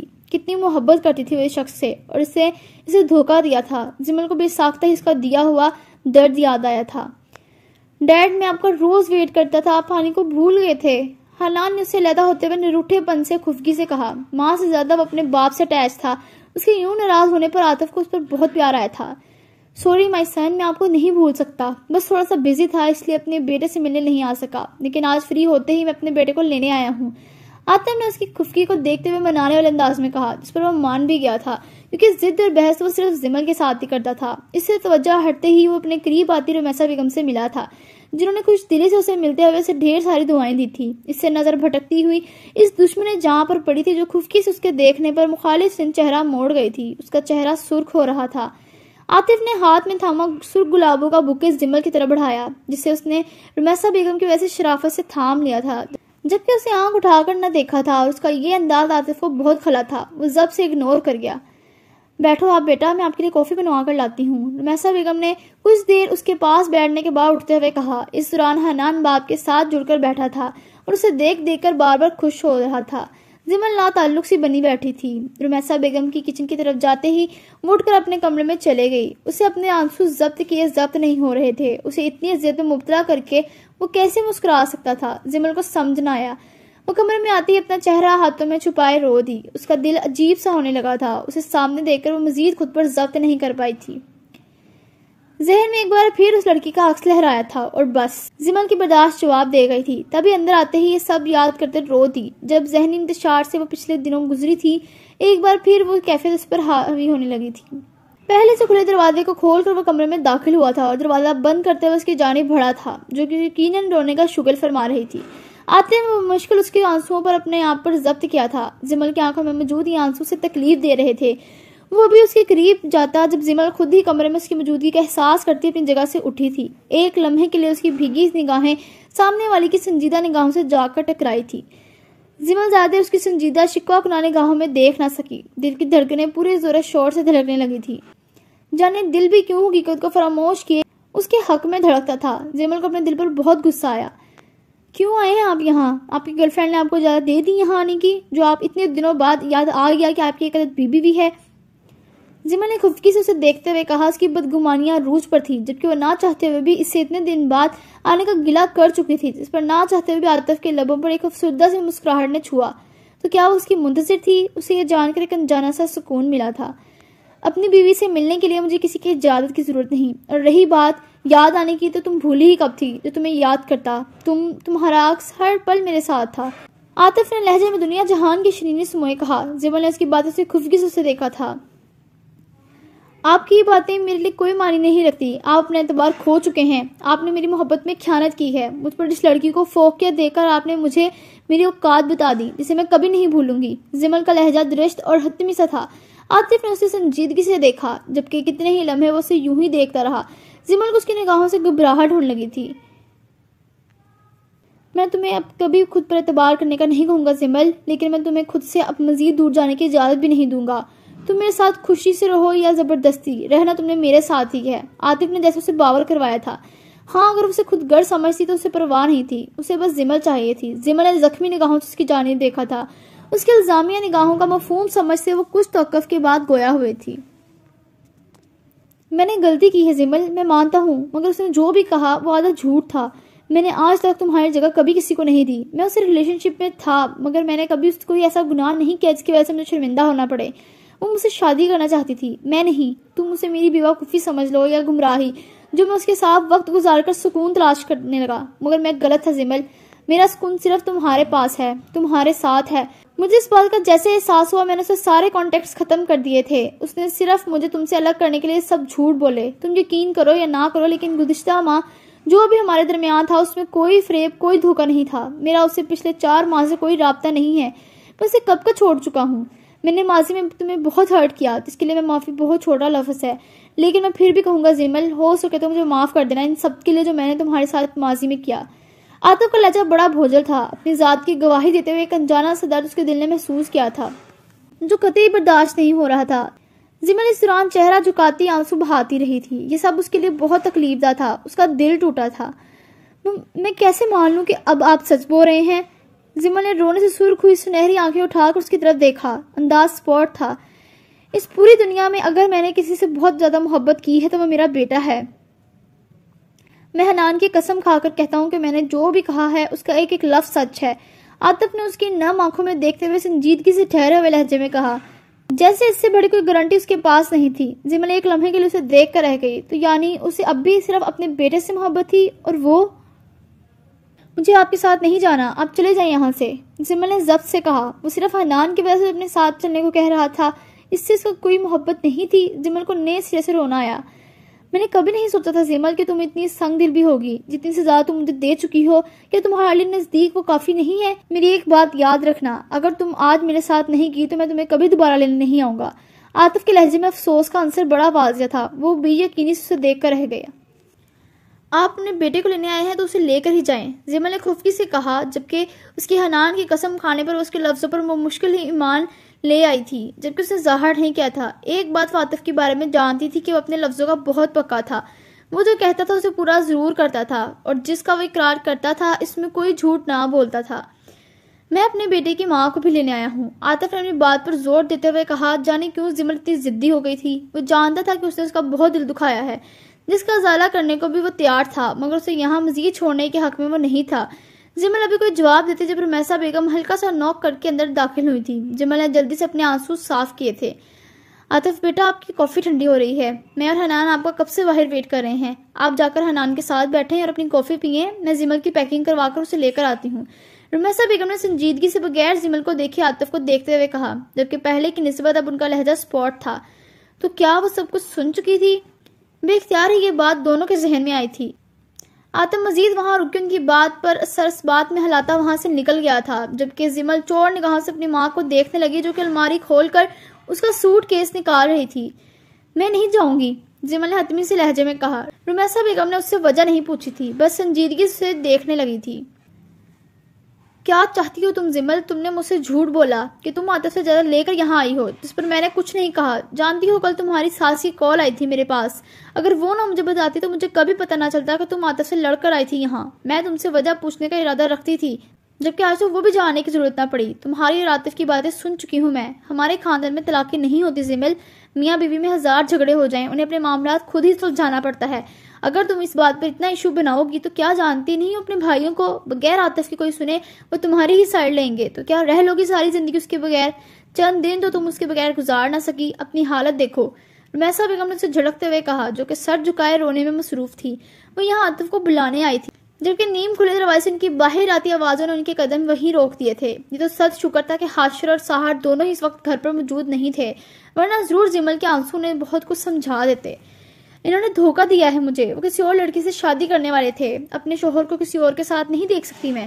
جمل نے اپنی ماں کو دیکھتے ہوئے خفکی سے بتایا تو سارا قصوروار اسی سمجھ رہی تھی۔ وہ کوئی جان بوجھ کر تو نہیں اس سے لڑ کر آئی تھی۔ اس کے ہینگ کیے کپڑے بیگ میں رکھتے رمیسا بیگم کا ہاتھ اس کی بات پر ایک پل کے لیے رکا تھا۔ وہ ایک سرد سانس کھینچتی، کپڑے وہیں بیڈ پر رکھتی اس کے پاس آ کر بیٹھی تھی۔ وہ دوسری شادی کرنے والا تھا مگر اس نے نہیں کی۔ کیا کبھی اس نے تمہیں کسی چیز کی کمی ہونے دی؟ پورا خاندان تمہیں اس کے ساتھ دے کر تمہاری قسمت کو سراہتا ہے جمل۔ ہم سب انسان ہیں، غلطیاں ہم سب سے ہو جاتی ہیں، مگر جب کوئی غلطی کر کے اس پہ شرمندہ ہو اور دوبارہ اپنے اس عمل کو کبھی نہ دہرانے کا وعدہ کرے تو ہمیں یقین کر لینا چاہیے۔ وہ تو پھر مرد ہے، اگر دوسری شادی کر بھی لیتا تو تم کیا کرتی؟ پھر کیسے برداشت کرتی تم شکر کیوں نہیں ادا کرتی کہ وقت رہتے ہی تمہارے پاس واپس لوٹ آیا ہے؟ میں نے عورتوں کو بہت مشکل زندگی گزارتے دیکھا ہے جمل، اور میں نہیں چاہتی کہ کبھی میری بیٹی پر ایسا وقت آئے، اس لیے تمہیں سمجھا رہی ہوں کہ تم کیوں اس لڑکی کی باتوں میں آ کر اپنا گھر خراب کر رہی ہو۔ میں مانتی ہوں عاطف نے غلطی کی ہے، لیکن وہ شرمندہ ہے جمل، اسے معاف کر دو اور آگے بڑھو، اپنے دل سے ساری بدگمانیاں نکال دو اور اللہ کی رضا کے لیے اسے معاف کر دو۔ وہ کبھی حنان کی جھوٹی قسم نہیں کھا سکتا، اس بات کی گواہی میں خود دیتی ہوں۔ اس کی آنکھوں میں تمہارے لیے محبت پچھلے کئی ماہ سے دیکھ رہی ہوں جمل، اس لیے جو تمہارے پاس ہے اس پر دھیان دو اور جو گزر کے اسے بھول جاؤ۔ تم میری بہت صابر اولاد ہو اور دیکھو اللہ نے تمہیں کتنی نعمتوں سے نوازا ہے، اس کا شکر ادا کرو کہ یہ زندگی اتنی طویل نہیں کہ اسے شکوہ شکایت اور بدگمانیوں کی نظر کر دیا جائے۔ رمیسا بیگم نے پہلے اسے اپنے سار لگا کر سمجھاتے ہوئے کہا۔ خود عاطف کی سرکت پر بہت حیران ہوئی تھی، جبکہ اس کے شرمندہ ہونے پر انہوں نے بے اختیاری اللہ کا شکر ادا کیا تھا جس نے ان کی بیٹی کا گھر خراب ہونے سے بچا لیا تھا۔ وہ بہت سمجھدار خاتون تھی، ان کا ہر فیصلہ معاملہ فہم ہوتا تھا۔ اس کے بعد جمل نے ان سے کوئی بحث نہیں کی تھی۔ رمیسا بیگم نے اس کی پیشانی چومی تھی جس پر وہ کچھ لمحے سنجیدگی سے انہیں دیکھنے لگی اور پھر اپنی پیکنگ کرنے لگی۔ رمیسا بیگم نے اس کی پیکنگ میں مدد کی تھی اور اسے کپڑے چینج کرنے کا کہا تھا جو کہ عام سے حلیے میں تھی۔ آدھے گھنٹے میں وہ تیار ہو کر اپنے سامان کے ساتھ باہر لاؤنج میں آ گئی تھی۔ حنان عاطف کے پاس ہی تھا، اسرا سے وہ اس کمرے میں ہی جا کر مل آئی تھی۔ رمیسا بیگم سے گلے ملنے کے بعد وہ خاموشی سے اس گھر سے چلے گئی۔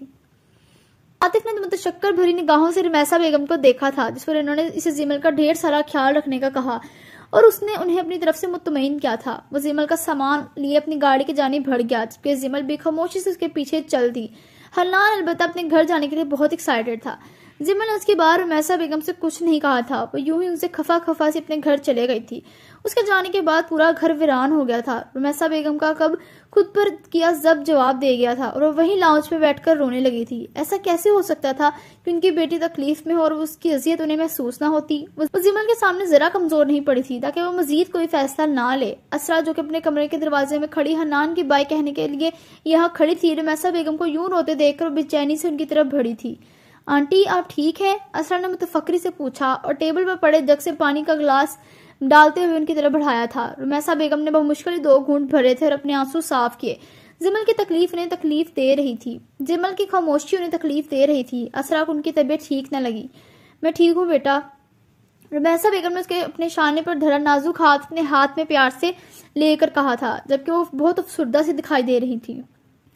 آئے میں آپ کو آپ کے روم میں چھوڑ دوں، آپ کچھ ذرا آرام کر لیں، اسرا نے انہیں ہاتھ سے پکڑ کر اٹھاتے ہوئے متفکری سے کہا۔ حاشر نے اسے بتایا تھا کہ اکثر رمیسا بیگم کسی بات کی ٹینشن لیتے ہوئے نڈھال سی ہونے لگتی ہیں۔ انہیں ڈاکٹر نے ٹینشن لینے سے سختی سے منع کیا تھا، اس لیے اسرا کو ان کی فکر ہونے لگی تھی۔ وہ انہیں کمرے تک لائی تھی اور انہیں بستر پر لٹا کر اسرا نے آرام کرنے کا کہا تھا جس پر رمیسا بیگم نے سر بات میں ہلاتے ہوئے آنکھیں بند کر لی تھی۔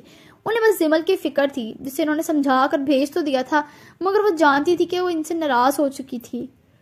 انہیں اپنے سانپ بوجھت سے ہوتے ہوئے محسوس ہوئے جس پر کچھ ہی دیر میں وہ سو گئی۔ اسرا انہیں آنکھیں بند کرتا دیکھ کمرے کی ڈم لائٹ آن کر کے مین لائٹ آف کرتی باہر نکل گئی جبکہ جمل اور حنان کے جانے سے خود اچھا نہیں لگ رہا تھا۔ لاؤنج خالی پڑا تھا۔ وہ اتنے بڑے گھر کو یوں خالی دیکھ کر ایک جھجری سی لیتی اپنے کمرے میں چلے گئی۔ پیچھے ملازمہ لاؤنج سے کھانے پینے کے لوازمات اٹھاتی کچن میں جانے لگی۔ اسے نئے شہر کے ہواؤں نے بدل دیا مہر، ورنہ وہ تو مجھ سا اور میرے لیے ہی تھا۔ السمن وحید۔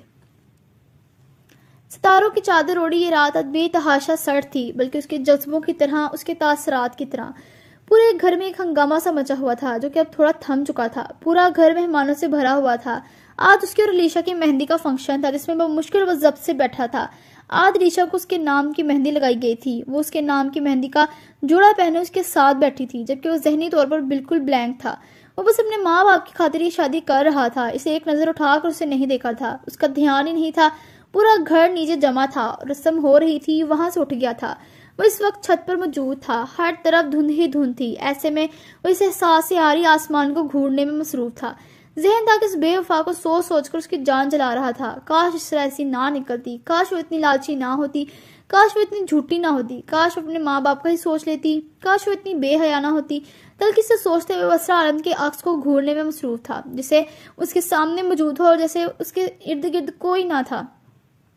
ان چند مہینوں میں حاضر نے اپنے خاندانی کاروبار کو بہت بڑھایا تھا۔ پہلے وہ کہیں جانے کے لیے فرحان صاحب کی گاڑی استعمال کرتا تھا، جبکہ اب وہ اپنی نئی مہنگی گاڑی خرید چکا تھا۔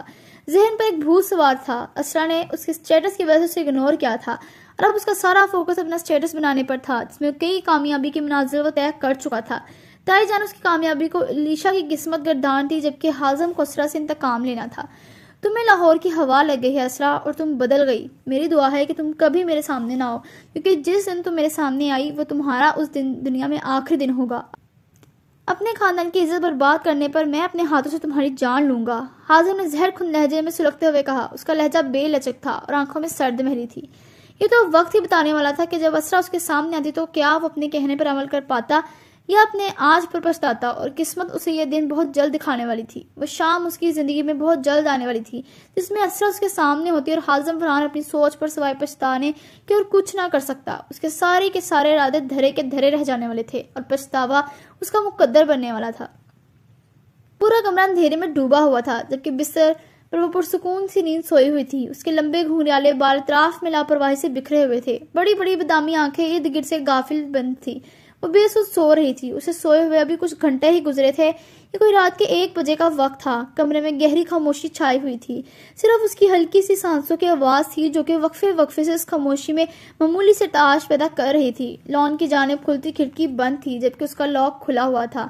وہ یوں ہی بے خبر سوئی تھی جب اچانک کمرے میں کسی وزنی چیز کے گرنے کی آواز پیدا ہوئی تھی۔ کوئی اس کھڑکی سے کمرے میں کودا تھا۔ نیند میں ہی اس کی آواز اس کی پیشانی پر بل نمودار ہوئے تھے، جیسے اس آواز سے اس کی نیند میں خلل ڈالا تھا، جبکہ اندر آنے والے نے کودتے ہی اپنا توازن برقرار رکھتے ہوئے ایک نظر بیڈ پر سوئے وجود پر ڈالی، جسے دیکھ کر کسی شہزادی کا گمان ہوتا تھا۔ کھڑکی سے آتی روشنی چھن کر بیڈ پر سوئے وجود پر پڑنے لگی تھی۔ باہر لان کی بتیاں روشن تھی، جس کی وجہ سے کمرے میں بھی لان کی طرف کھلتی اس کھڑکی سے روشن اندر آ رہی تھی۔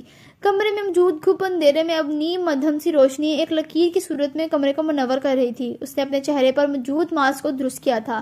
پچھلی دیوار پر اس کا لمبا چوڑا سایہ پڑنے لگا تھا۔ اس نے کچھ لمحے دائیں بائیں دیکھتے ہوئے اس کمرے کا جائزہ لیا۔ اپنے بھاری قدم احتیاط سے اٹھاتا اس کی الماری کی جانب بڑھا تھا جو کہ لاک تھی۔ اس نے اپنی جیب سے ایک طے شدہ کاغذ اور ٹیپ نکالی تھی اور اس کاغذ کو الماری کے دروازے پر چپکانے لگا، کیونکہ اس دوران پیدا ہونے والی معمولی سی آوازوں پر اس نے بالکل بھی دھیان نہیں دیا تھا۔ اس نے بڑے نہاک سے اپنے کام کیا تھا۔ مسلسل کھٹ پٹ کی آواز سے وہ مشکل سے اپنی نیند بیدار ہوئی تھی۔ اسے اپنے علاوہ اس کمرے میں کسی اور کی موجودگی کا احساس ہوا۔ اس کی پیشانی پر شکنیں جمع ہوئی تھی۔ وہ اپنی نیند سے بھری آنکھیں کھولتے ہوئے ہلکا سا اٹھ کر بیٹھی تھی اور اپنے سامنے دیکھنے لگی جہاں سے یہ آوازیں آ رہی تھی۔ اپنے سامنے کسی دیو کی جسامت کے شخص کو کھڑا دیکھ کر اسرا کی ساری نیند پل میں ہوا ہوئی تھی۔ وہ جو کوئی بھی تھا اس کی جانب پورے کا پورا متوجہ ہوا۔ اس کا چہرہ اندھیرے میں غیر واضح تھا۔ وہ شخص اپنا کام کر چکا تھا اور اب اس لڑکی کی جانب متوجہ ہوا تھا جس کی آنکھیں حیرت اور خوف سے پھٹنے کو تھی۔ ماس کے اندر اس کے لب معمولی سے مسکرائے تھے۔ اس کے بے جان دل میں جیسے زندگی میں پہلی بار حرکت ہوئی تھی۔ اسرا پھٹی پھٹی آنکھوں سے اس عجیب مخلوق کو رات کی سپہر اپنے کمرے میں دیکھ رہی تھی۔ اس کی ریڑھ کی ہڈی میں سنسناہٹ ہوئی تھی۔ وہ شخص اب چلتا ہوا اس کی طرف بڑھنے لگا تھا، جبکہ اسرا چیخنا چاہتی تھی، چلانا چاہتی تھی، مگر بہت کوشش کے بعد بھی اسے اپنی آواز کے چلے جانے کا گمان ہوا۔ خوف کے مارے اس کے ہاتھ پاؤں کپ کپانے لگے۔ وہ نفی میں سر ہلاتے ہوئے اس شخص کو اپنے قریب آنے سے روکنے لگے، جبکہ وہ تو کچھ سن ہی نہیں رہا تھا۔ اس کی بڑی بڑی ماں سے چھلکتی آنکھیں بڑی خوفناک تھی۔ اسرا کو اپنا دل کانوں میں دھڑکتا ہوا سنائی دیا۔ اسے لگا اگر وہ شخص نہ رکا تو وہ خوف سے ہی مر جائے گی۔ اسے بے اختیار رمشا کے قتل والی رات یاد آئی جب اس رات اسی طرح اندھیرے میں رمشا کو گلا دبا کر مار دیا گیا تھا تو کیا یہ شخص اب اسے مارنے والا تھا؟ ڈر کے مارے اس کے لبوں سے آواز نکلنا محال تھی اور وہ شخص اس کے بستر کے بہت قریب آ گیا تھا۔ اسرار کی بادامی آنکھیں نم تھی اور خوف و ہراس سے لبریز تھی۔ خوف سے اس کی پیشانی پسینے سے بھیگنے لگی تھی اور اس اپنے ہاتھ بے جان ہوتے ہوئے محسوس ہوئے تھے۔ جاری ہے۔